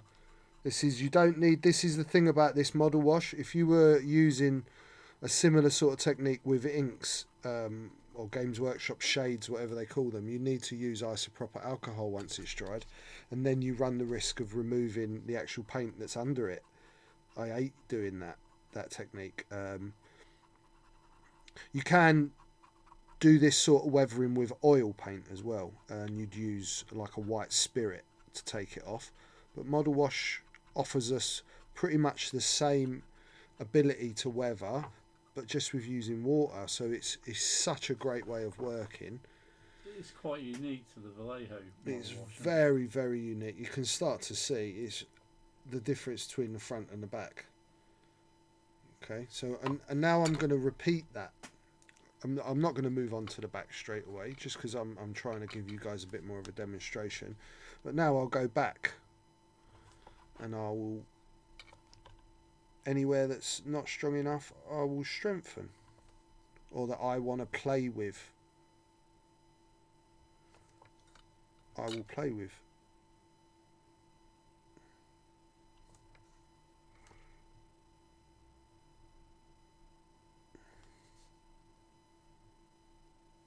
And sometimes I can bring a bit of wash out, like you can see, onto this panel, and then I'll clean some of that off, but I'll have a slightly dirtier panel, so I can use it like that. I can use it like a paint. It's perfect colour wash for this colour scheme as well. Yeah, absolutely. And if I want to darken it, I'll darken it with just a touch of brown, because that will give you that kind of rusty, grimy addition to it.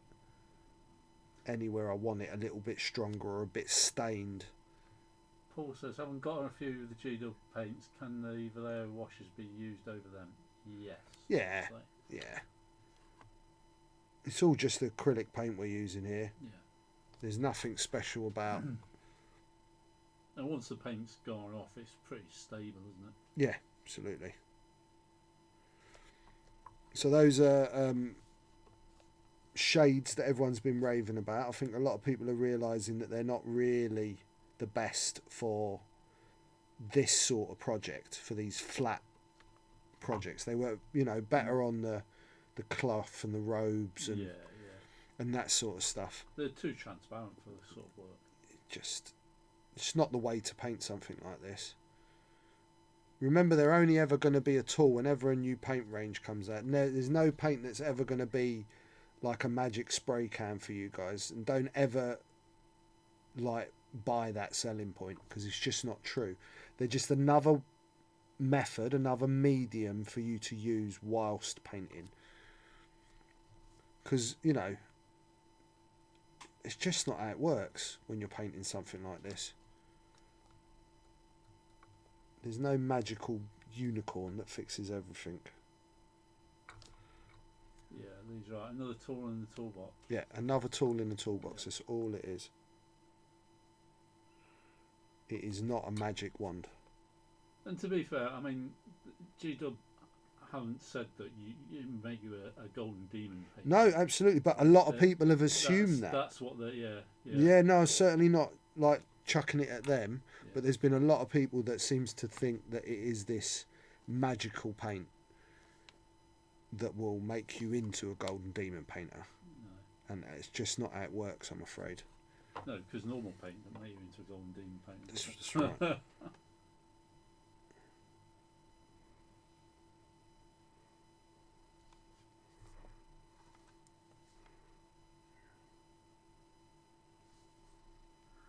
Lee says there is a magical item that you pull out and it says, "Hey presto, it's painted." It's called Rasta Maice Painting. Lee's quite good at that stuff too, guys.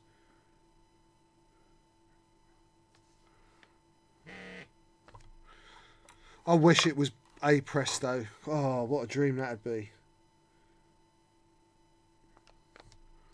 Some jobs are exquisite work where you like the hours blur into nothing and you're just lost in this bubble of joy, like creative passion. And then there's other jobs which are like having nails run over a blackboard for 200 hours doing the same tedious. Do you know what I mean? Yeah. It really does depend on what you're actually being asked to paint. Yeah, Shinanga's games so that they're nowhere near as straightforward to use as they claim, but they are useful paint.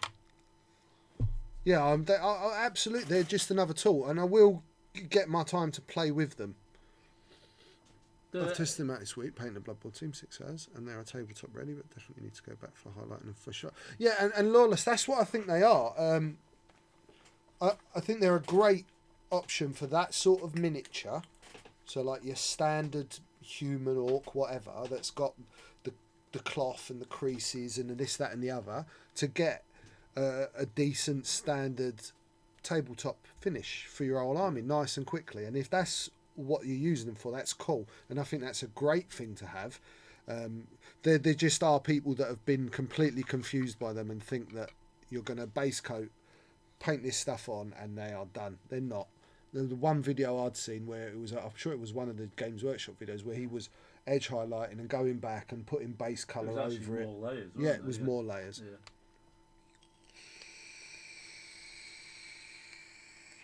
Right, that's a bit of me water. Which one's me If water? anybody's used them, they're almost exactly the same as Vallejo organic Gaming. shapes and flows. Yeah, absolutely. I use pigment pens all the time. Again, another tool. What do you mean a pigment pen? You can get paint pens, can't you? Like hard edged. Oh, right. I've got some down there actually. Oh, right. I used to use, so...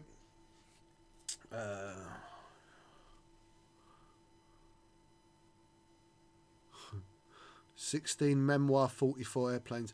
You'd have quite a shock if I quoted you to paint 16 of anything, to be honest, Paul. I used to use, so here's another little trick. So say I was doing something darker finish than this, some reds or black or dark greys. Used to use, and you have to do the shopping because they're not all the same, but I used to use silver pencils and a graphite pencil. So I'd graphite pencil the chip first and like super sharpen your pencil to a real light needle point, and then I'd go in with these silver pencils, and you can get the most exquisite paint chipping ever. It don't work on this because it's way too light, but certainly a little cheat. Get people in shopping now. Oh, really? Oh, see, I used to do all my scroll writing by hand, man. Slacking.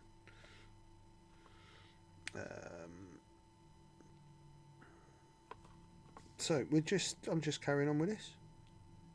John's going to read me out stuff. Yeah, I will do. If there's anything interesting.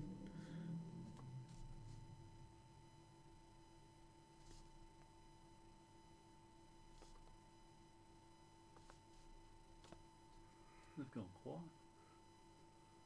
They're all mesmerised with the top of my head. Yeah. I should get like a picture of my face. Do you know what I mean? It's just at that angle. Face mask Yeah. on the top of your head, yeah. So it looks like I'm making eye contact with them, but still managing to paint.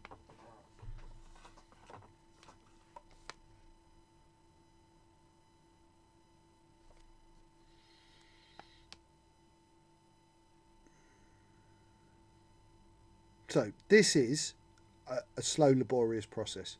This is going to take a good few hours, especially considering we got both sides to do. I've got the antenna dish to do. I've got the two wings that we got to stick on the side to do. So this is going back and forward. Just this first level of weathering before we get to any other level. So all painting, everything you do is about time spent.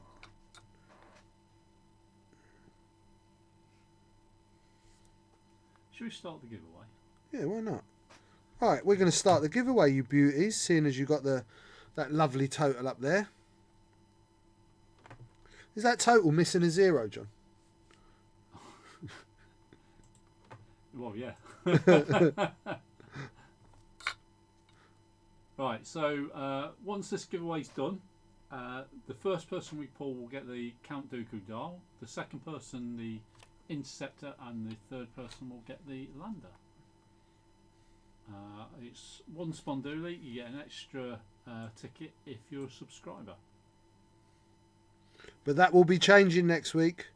Next week it will be X amount of Spondulis a ticket, and you can have as many tickets as you want.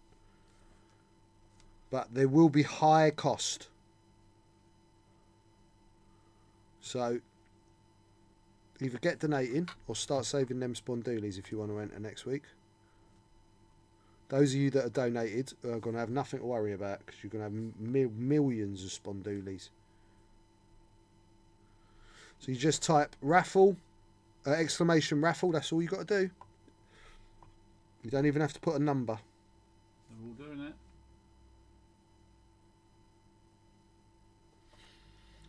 And then whoever wins, if I don't know you personally, please get in contact with me and give me some contact details and address, and I'll get that out to you in the next couple of days.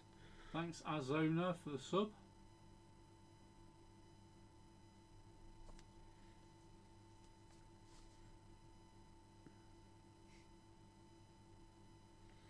There's so much detail on the Falcons. They're such a beautiful model. Such a beautiful model of paint. I have painted so many now, it's getting ridiculous. And I know I'm going to do another one pretty much straight away because I want to copy Tony's idea. But this new design's fantastic, having some new bits to paint round and it not being exactly the same because all the panel lines are different, of course.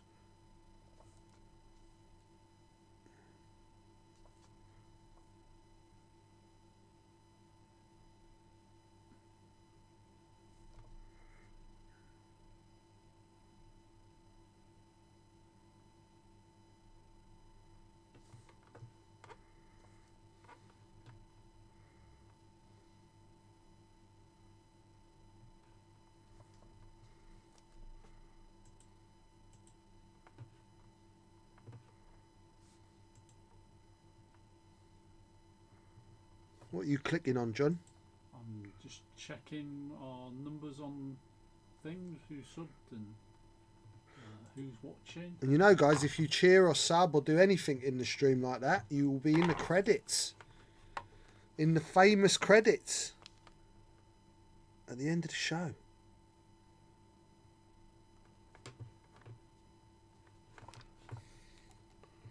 Right, bit of cleaning. And don't forget we're streaming Tomorrow night. Tuesday night. Some awesome games. I'm not going to be able to be here, unfortunately. But tune in, guys. The Dream Team are on. There's going to be some wicked matchups. There might be a battle of the bombers with Ryan versus Mr. Theobald, which should be awesome.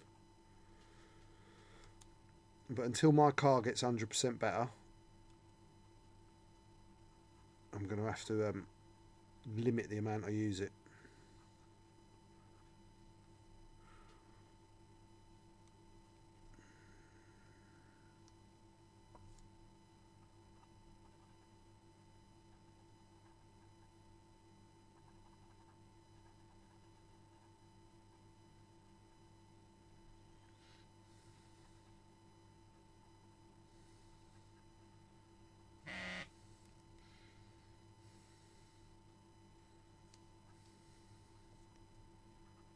We've got some special effects for you tomorrow, Ryan, for the stream. Yeah, John's been doing mad stuff. Wait till you guys all see it tomorrow. It's going to be like the Blackpool Illuminations. You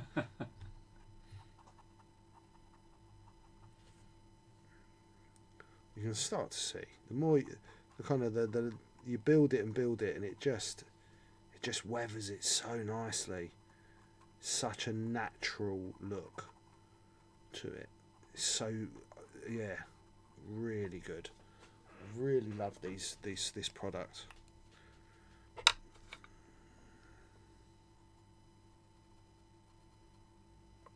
Oh, the heist went down badly. Did they all die? They all died. They all died, John. Mr. Dalton had 300 spondoolies in on that. Did he? Ouch, that hurts.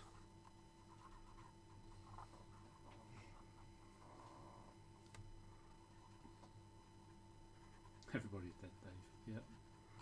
Thanks, Drive.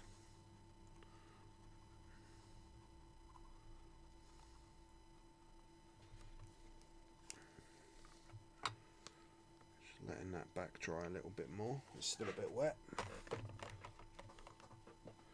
You can still donate if you would like to. Yes. Or cheer or sub. Chuck a link up, show them where to donate, dude. Or even go to the Patreon page. Oh, signing up to the Patreon would be most appreciated. Those of you that are not Patreon members.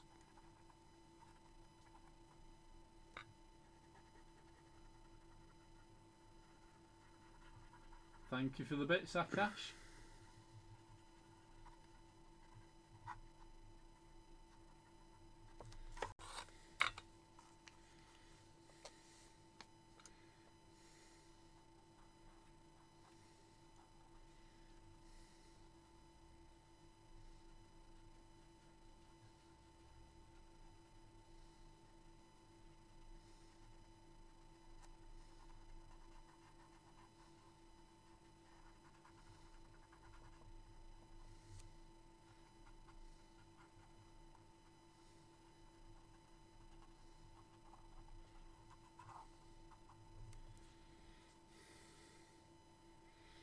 You can see what's happening now, right, guys?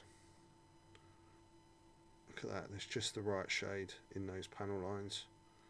You can see 2 coats, 1 coat slightly different. So we'll go back in. Oh, Ulfric, thank you, man. Thank you, Ulfric. So generous.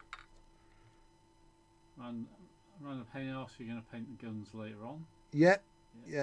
So I'll kind of get the overall weathering done first. Then I'll concentrate on the engine areas.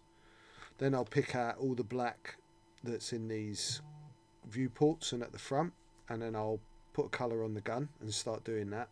And I've still got the dish to go on and weather. But yeah, this is how I kind of work my way up. Just the more you build the layers, kind of the better. It does work better with multiple layers, on and off, on and off.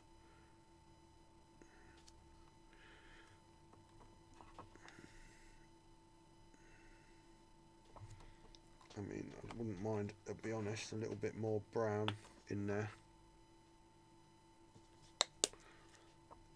These washes mix okay? Yeah, well, we've certainly gone more brown there, so put a little bit of the blue-grey back in.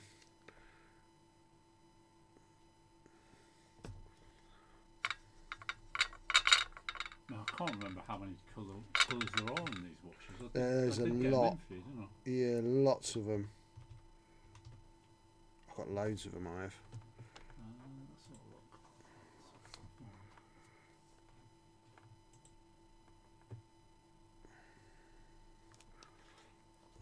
They're quite interesting, those liquid golds and silvers.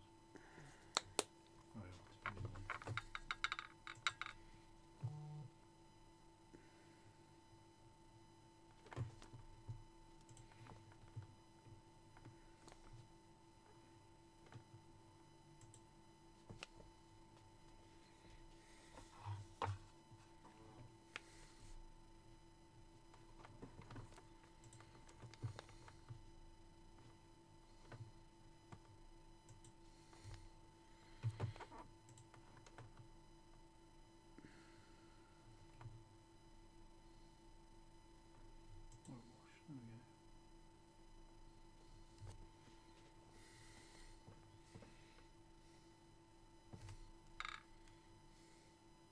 we go. 18.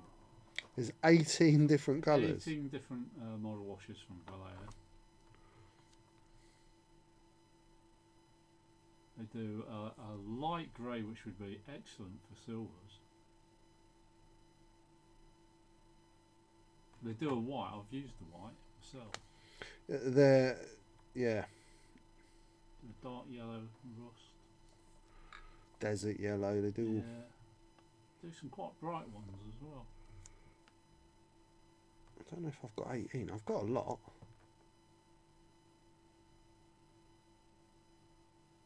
I thought I had them all.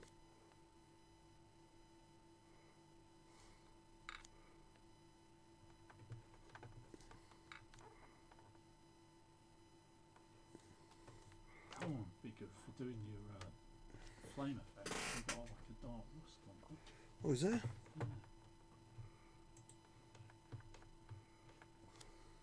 Actually, there looks to be more on their website than there has been before. In fact, there's tools and stuff, Vallejo tools. Bless you, John. Excuse me, hay fever.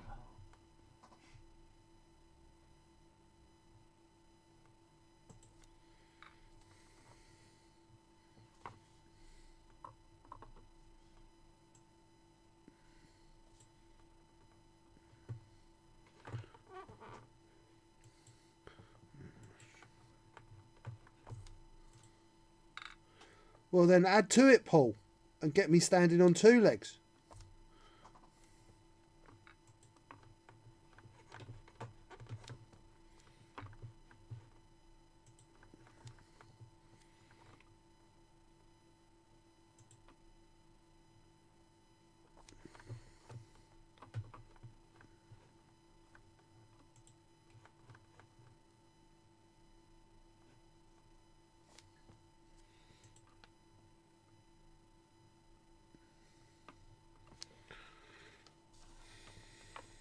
We're definitely getting somewhere with this, aren't we?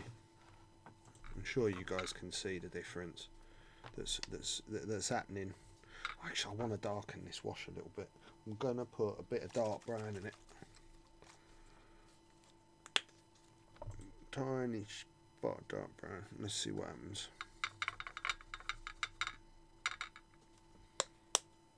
I'm still not happy. Let's put a drip of black over here. And then just a bit of that black, because the black's really powerful.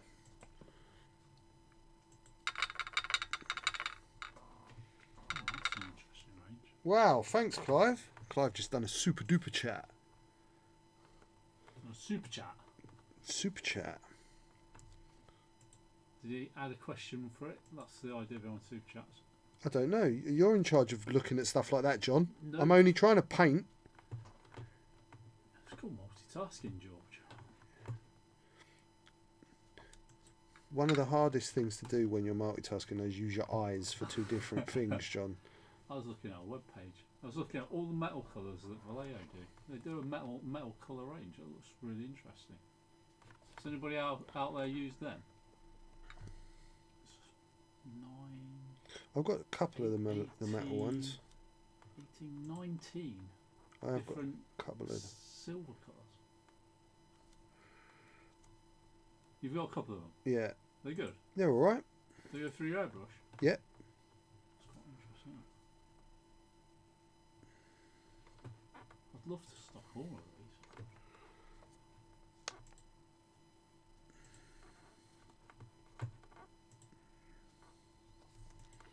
So this darker wash, I'm keeping in right in the panel lines, and I'm using round all the gubbins. Lee has sent me an email question. Who has? Lee.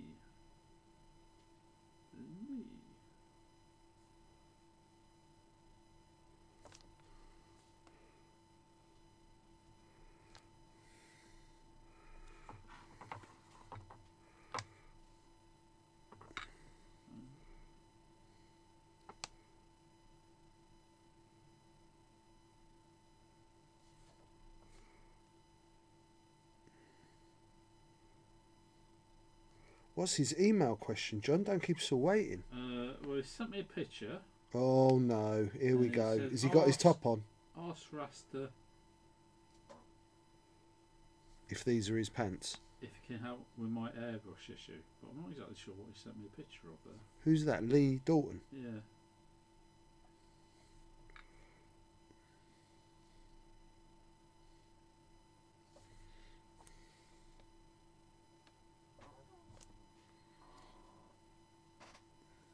Oh, he dropped it.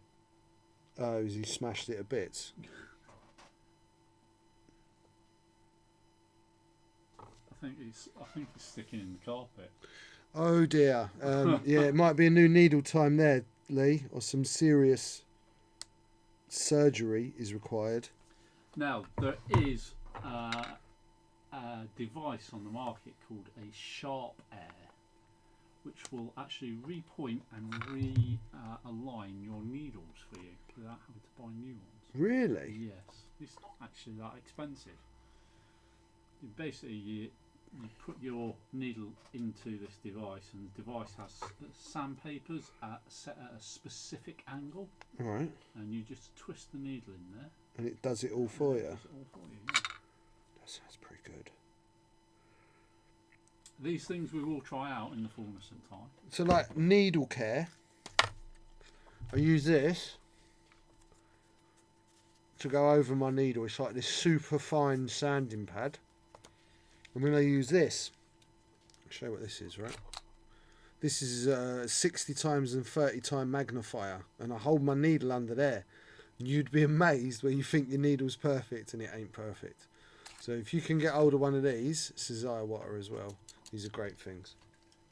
I'm sure John can link you up if you ever messaged and wanted something like that. We can pretty much get most stuff. We just don't always carry it in stock simply because we haven't got the funds to carry. No, of course not. Masses of stuff. Somebody did ask what that was called that I just mentioned. It's called a Sharpen Air Needle Repair System. Who was that asked? Lee. Yeah, it will be in a minute. It should be.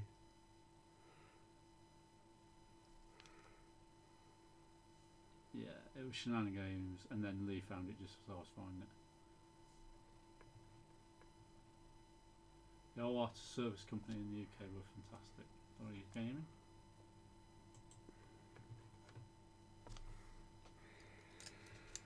Right. Starting to come alive now. This little monkey. Yeah, they've even got a video on their website. So those little sanding pads that you've got there, they are Sharpen Air sanding pads. Yeah, they are. It's Sharpen Air. Oh, wrong way. Sharpen Air. And this is the device up. George. Oh, you got a picture.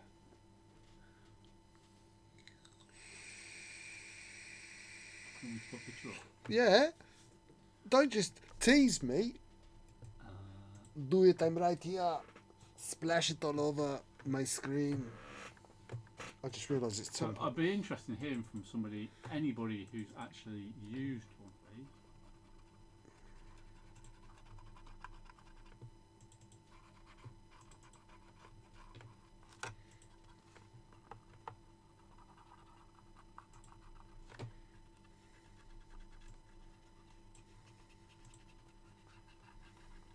There we go. That's what it is. That's for resetting your needles. Yeah. Because needles can be expensive, and if you mess up a needle, it doesn't spray right. If you've burred the end or if you've dropped it, you will know about it. Yeah. Inside that device there, in the chunky area, are 2 grinding stones. Very, very fine grit. Very fine grit. And they're angled at the right angle to put a point back on your needle. Oh. Oh no. I thought you'd drawn. It was just the stream retweeting.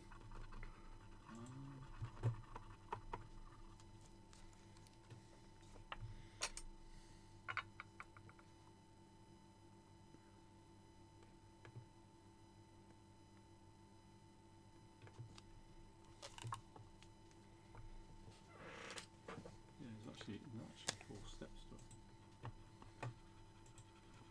it. 4 steps to the process. Yeah.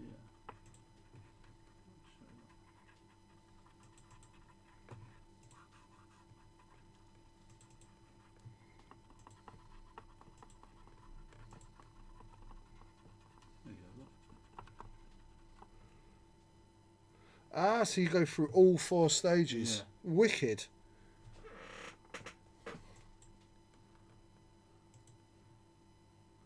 Did you drop your airbrush though?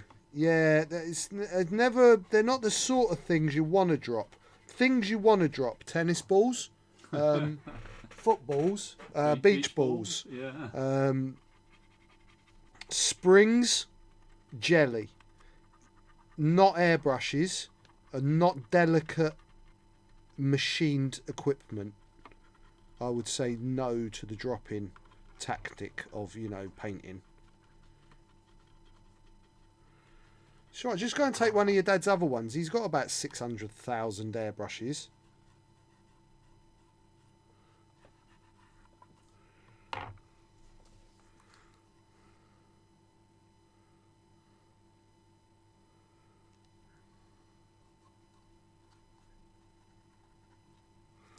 So, I am about getting there for today.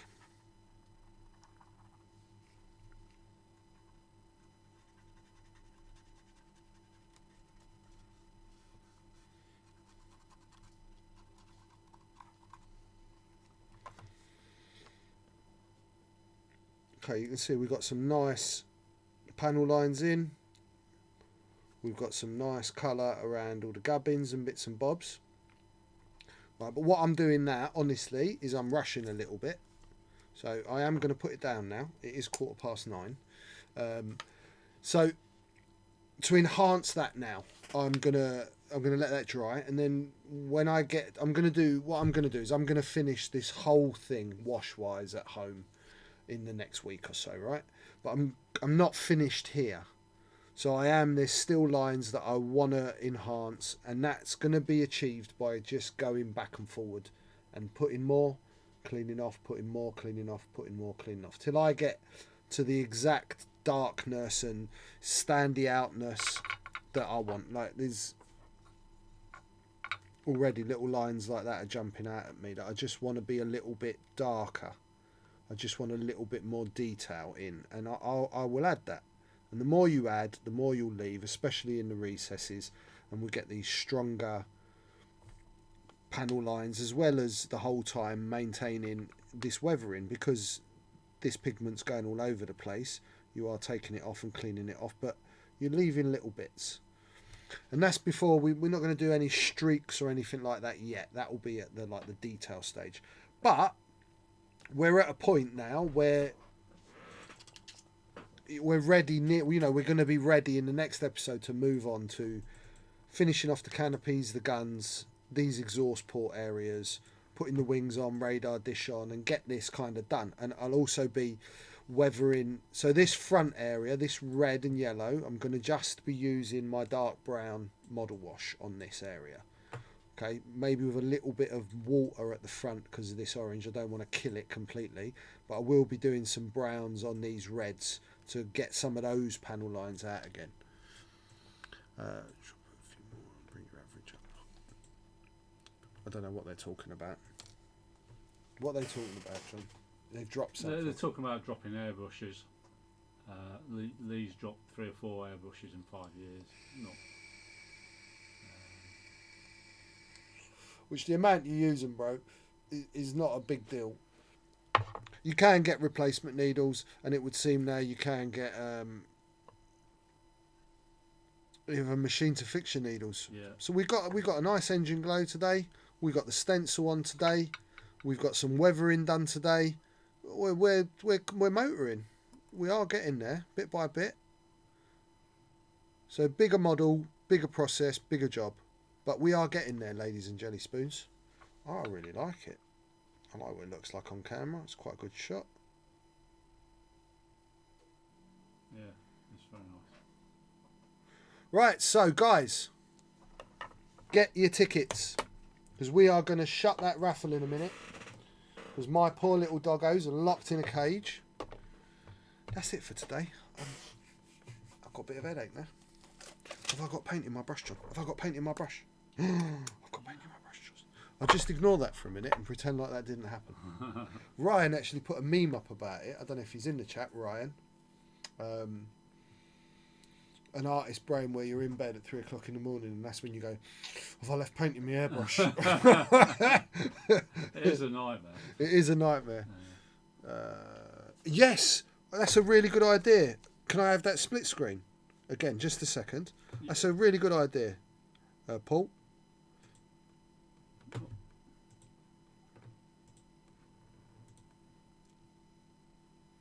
So, Paul wants me to show both sides, which really does make sense. So here's one which has had some of that weathering technique put on. Here's the one side. And then we flip over and we end up with that.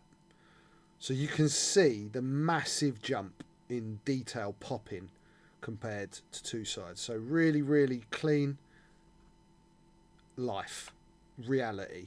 And we're starting to see some shape in the model. We're starting to see some pop. When I say pop, I mean it's going to jump at you. So there you go, there's the two. In fact, you know what's a really great way to do it? So look, the pure white against the weathered white. Let's put that down a bit. There you go, guys. That's kind of the difference. And a bit more, yeah? We're going to still add some more. And then I might add some little bits of just like the pure dark brown where I want there been an oil stain, a streak, and just a few little spots of stuff like that. I don't want this super filthy dirty. Right, now we can go back to me, my beautiful face.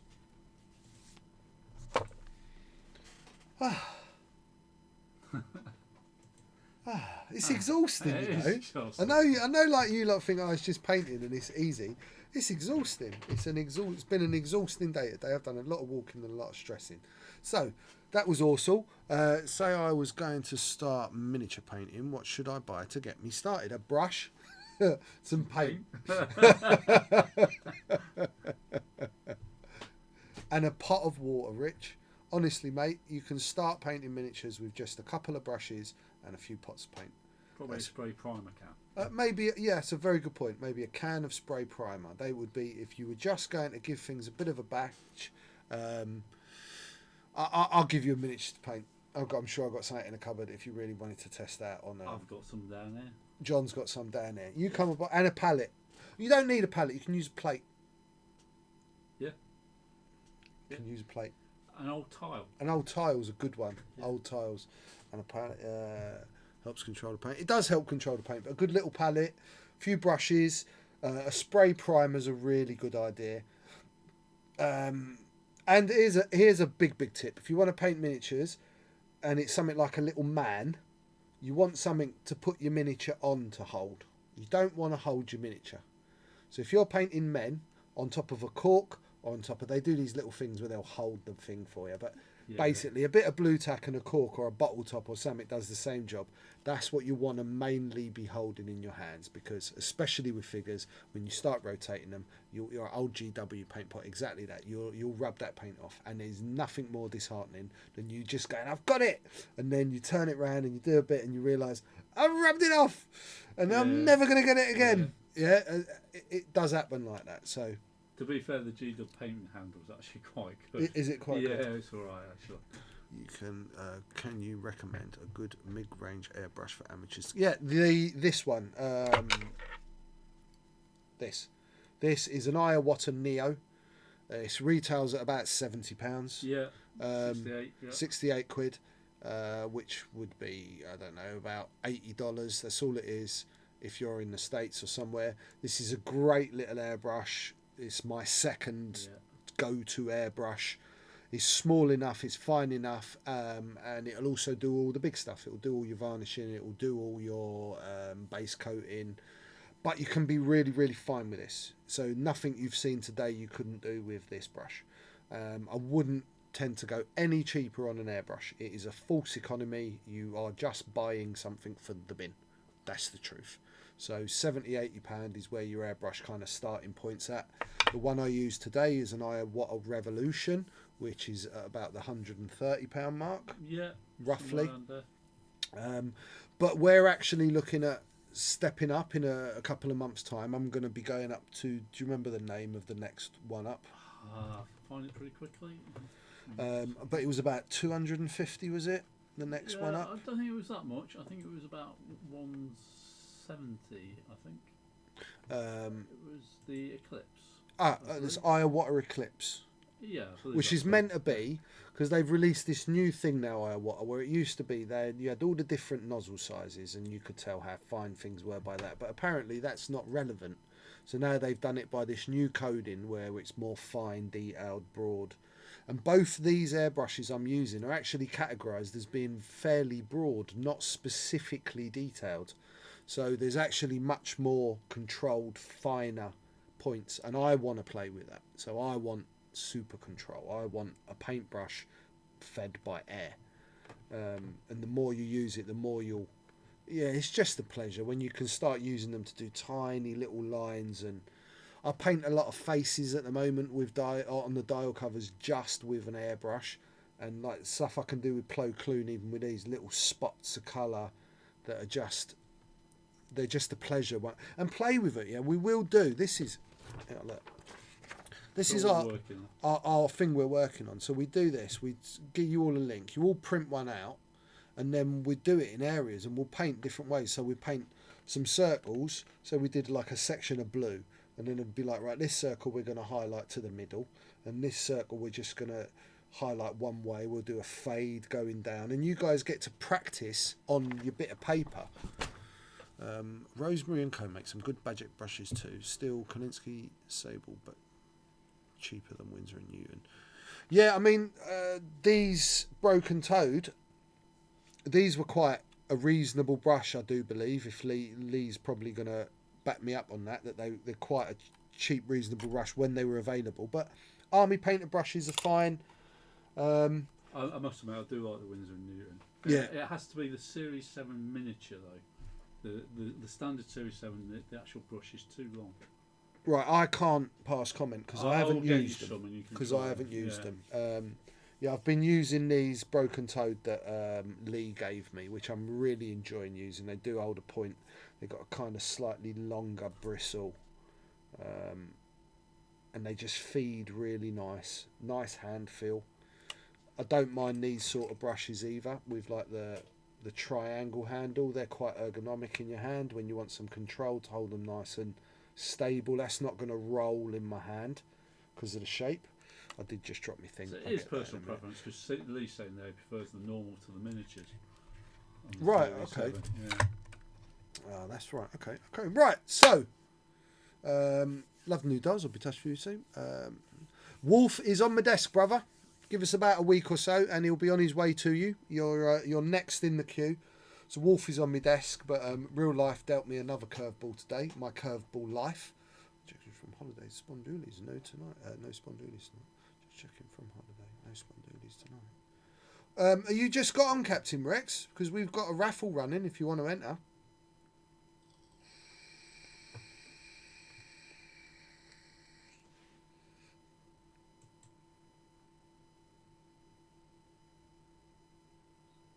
He's on YouTube. You can still enter. Yeah, he's still enter on YouTube. You can still enter on YouTube. Same way, I do believe. It's only one spondoolie. It's only one spondoolie. So you probably got it. Adam, buy it. You don't need to. You've lost your 10 spondoolies, Adam. So if you didn't have a ticket, you can't have a ticket now. Oh, don't bother, Fred. Yeah, this is what's happened, right? For those of you that give a monkeys, I have a light on my dashboard that says the ABS and the ESP ain't working. And I had it tested and there's no fault anywhere on the car. So there's no way they can switch the light off because there's no fault to clear. And I took this information and my mechanic back to the MOT station. And the MOT station went, there's a new law now as of so many months ago that if the light's on your dashboard, we can't pass your car. So I'm kind of stuck with this dodgy Peugeot that needs to have God knows what replaced. And the car's worth a few £100. You can't pull the bulb because they do the check of switching it on. The bulb's meant to come on and then it goes out. And it's on a computer screen. It's just, it tells me, my car tells me all 4 tyres are flat. All the time. It tells me that it's got no petrol. It tells me I'm on fire. Right? And it's just a crap French computer that knows nothing. Yeah. The car's perfect. Yeah. But it looks like I'm going to lose my car because I'm not going to be able to get this light cleared. It's a pain in the arse. I have no luck with cars. I own 3 cars. 2 of them are on my drive. Yeah, no, I know I've had it all put on the computers, dude. There's no fault, so it can't be switched off. It's doing my tits in. So this is my 3rd car that I own that's broken on my drive now. Gutted about it. So I shouldn't even really be here. Yeah, it is crap, and I'm not wealthy enough to just go and... I can't spend loads of money on fixing the car, and then I also can't spend loads of money on replacing the car. But I got to have a car because I'm a single parent, and I need to get my daughter.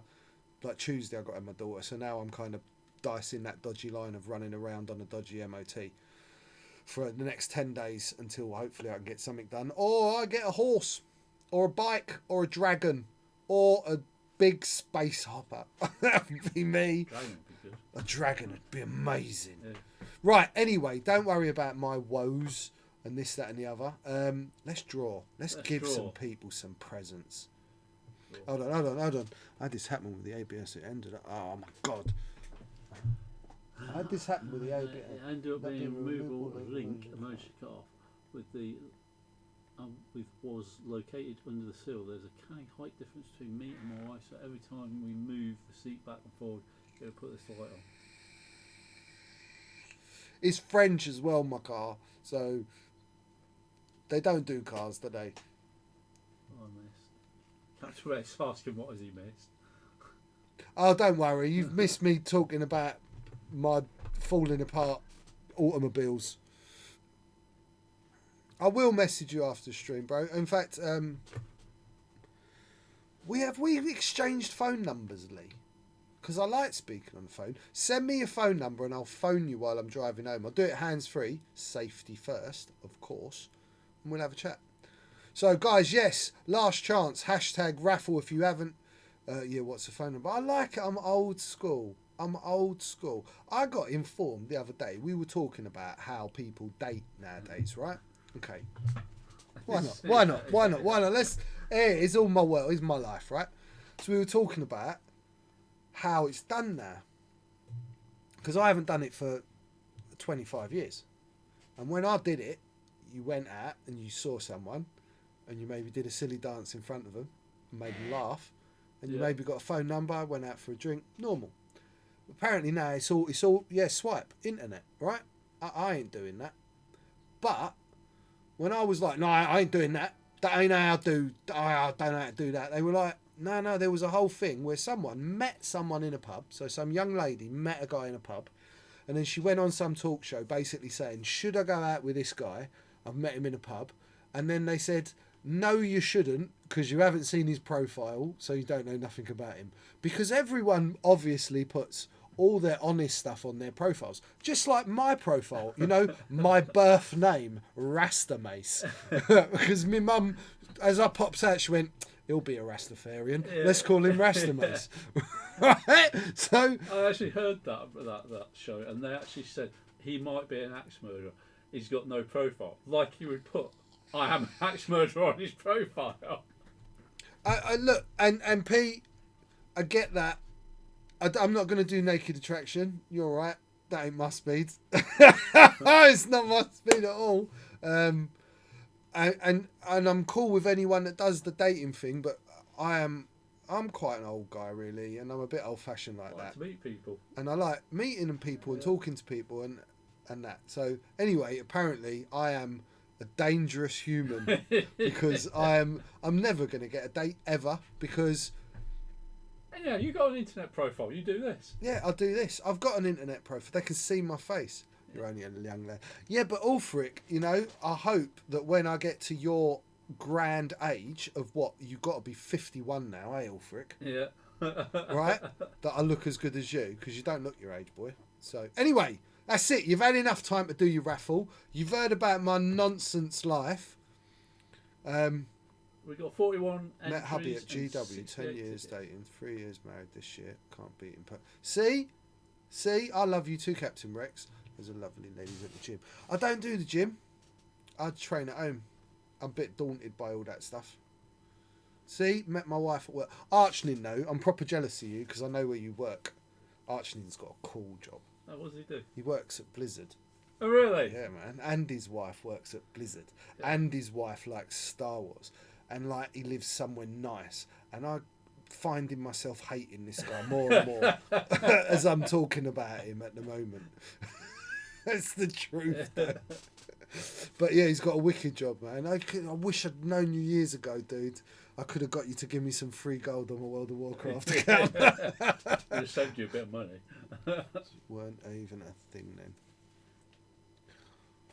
then. Blizzard. Yeah, no, I'm getting the shakes, man. I've only ever played one computer game. It was that computer game. And I had issues. I hate him too, Boba Fred. But he's very cool. All you lot are very cool, and you join in everywhere. So, yeah, I'll dude. Don't even go there. JJ, if you mean who's JJ? Oh. No, yeah, not wrong. Right, let's draw the raffle. Right, I'll close the entries. We're closing the entries now, guys. They're closed. It's closed. Here we go. So, Number one. Winner one will get the Dooku dial. Dooku dial. For the Dooku dial, it is... Rattler 84! Yeah! Yeah, not Stephen Tatler. Not Stephen. Rattler, you've got me on PM. Just PM me your address, bruv. I'll get it to you in the post. For the Interceptor. You ready for the Interceptor? Here comes Sontier Ride. Oh, that is Dave Matthews. No, it isn't Corporal Hicks. Is it Dave Matthews? That's Dave Matthews. Well done, mate. Awesome. Nice. I'm right, aren't I, Corporal Hicks? That is you, right? If not, I've sent another prize to Dave Matthews that I shouldn't have. Well, wait, come on, Dave. Come on, Corporal Hicks. If he's still in the stream. Oh, he might not be in the stream. I'm pretty sure it's Dave Matthews. Anyway, and yeah, it is Dave. Yeah, Doddy's. I thought it was Doddy. There's so many of you with different names. I have to remember 2 names. And the grand prize. The grand prize. The shuttle itself. Here he goes. Jinky 246. Who's Jinky? I don't know. Jinky, are you in the chat? Oh, please be in the chat. I hope you haven't gone off. Has one a first window has one. Corporal Hicks' first name is actually Dwayne. Oh, is it really? Dwayne Matthews. I never send it to Dwayne Matthews though. Jinky, are you there? He's not there. Who's Jinky 246? Is it Jake? Who's Jinky 246? It's not Jake Bale, is it? Ah, Jake. Richard just said Jake. Yeah. Is it Jake Bale? Shut up. Jake Bale. Shut up. He could paint that himself. Yeah, shouldn't he? We'll prime it for you, Jake. We'll take it out back and we'll prime it. I don't know what's going on there. They're all infighting. Anyway, those are your 3 winners. Who did we have win what?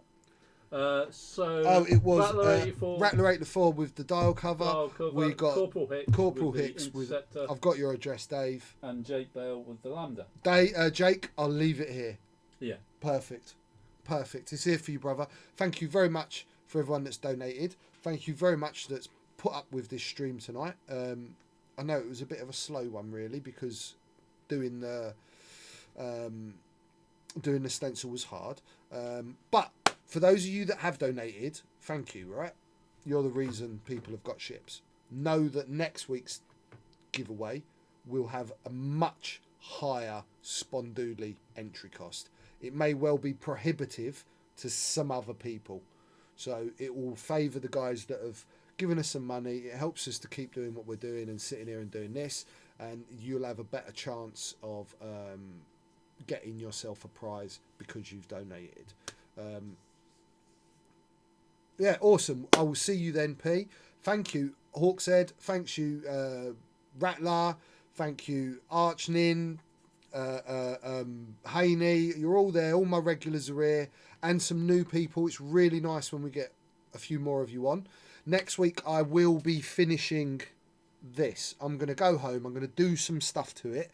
Nothing that you won't have seen. And then I'll come back and we'll do the few finishing touches to this and get this kind of like wrapped up so that we can move on with a new project. It lets me kind of, thank you Tavern Wars, it lets me get on with a little bit at home as well now, because I don't want you guys to sit through, look, reality, I've got 4 or 5 hours of weathering to do on the A-Wing and on the Falcon to get that to a point where I want to move on, yeah? So that's the more time you've got to put into something like this when you're doing the bigger models and the weathering. Don't rush it, take your time, back and forward. More is less, less is more, etc., etc. Layers, build it. Enjoy the process. So, you're coming in September. Excellent. The Rexters are on their way down.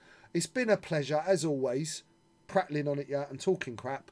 I love you guys. I'm sorry I wasn't here last week. I shall be back with a vengeance next week. Oh, I might be back with a vengeance next week. Forgot about the car. Right? If not, we might be bringing you an outside broadcast. Well, it's a possibility. Hopefully I'll be able to get you up. You can just bring all of this to Loughborough, yeah? Yeah, that would be the easiest way, wouldn't it? Yeah. Except, I don't normally have a car on Monday myself, do I? But, yeah. Listen, I love you, Zoe. Thank you for watching, darling. I really hope I'll be able to get in next week. I will do my best to get myself here or do something for you next week. If I'm not going to be here next week, I will let you all know in advance. And if I'm not, I apologise in advance. Yeah, I didn't like saying advance twice. It's that close to each other. It upset me a bit. I'm actually thinking of doing another cookie thing soon. I've got all stuff ripening in the garden that I'm like, I should really do some cooking with that. But there's only 24 hours in a day, man. There is only 24 hours. Yeah. Should we credit roll? Donations for a taxi. Love you, dude. Love you. Don't worry, we'll sort something. So listen, thank you very much. Tune in tomorrow night for Weekend Warlords Tuesday night stream with the amazing Dream Team. They will be doing some great commentary, and there will be 2 fun games for you to watch and banter about, and they'll be doing their usual giveaways, so you can use up your spondoolies in that sort of manner for cards and acrylics and all that sort of stuff. And until then, I'll see you next Monday. One love. Peace, everyone.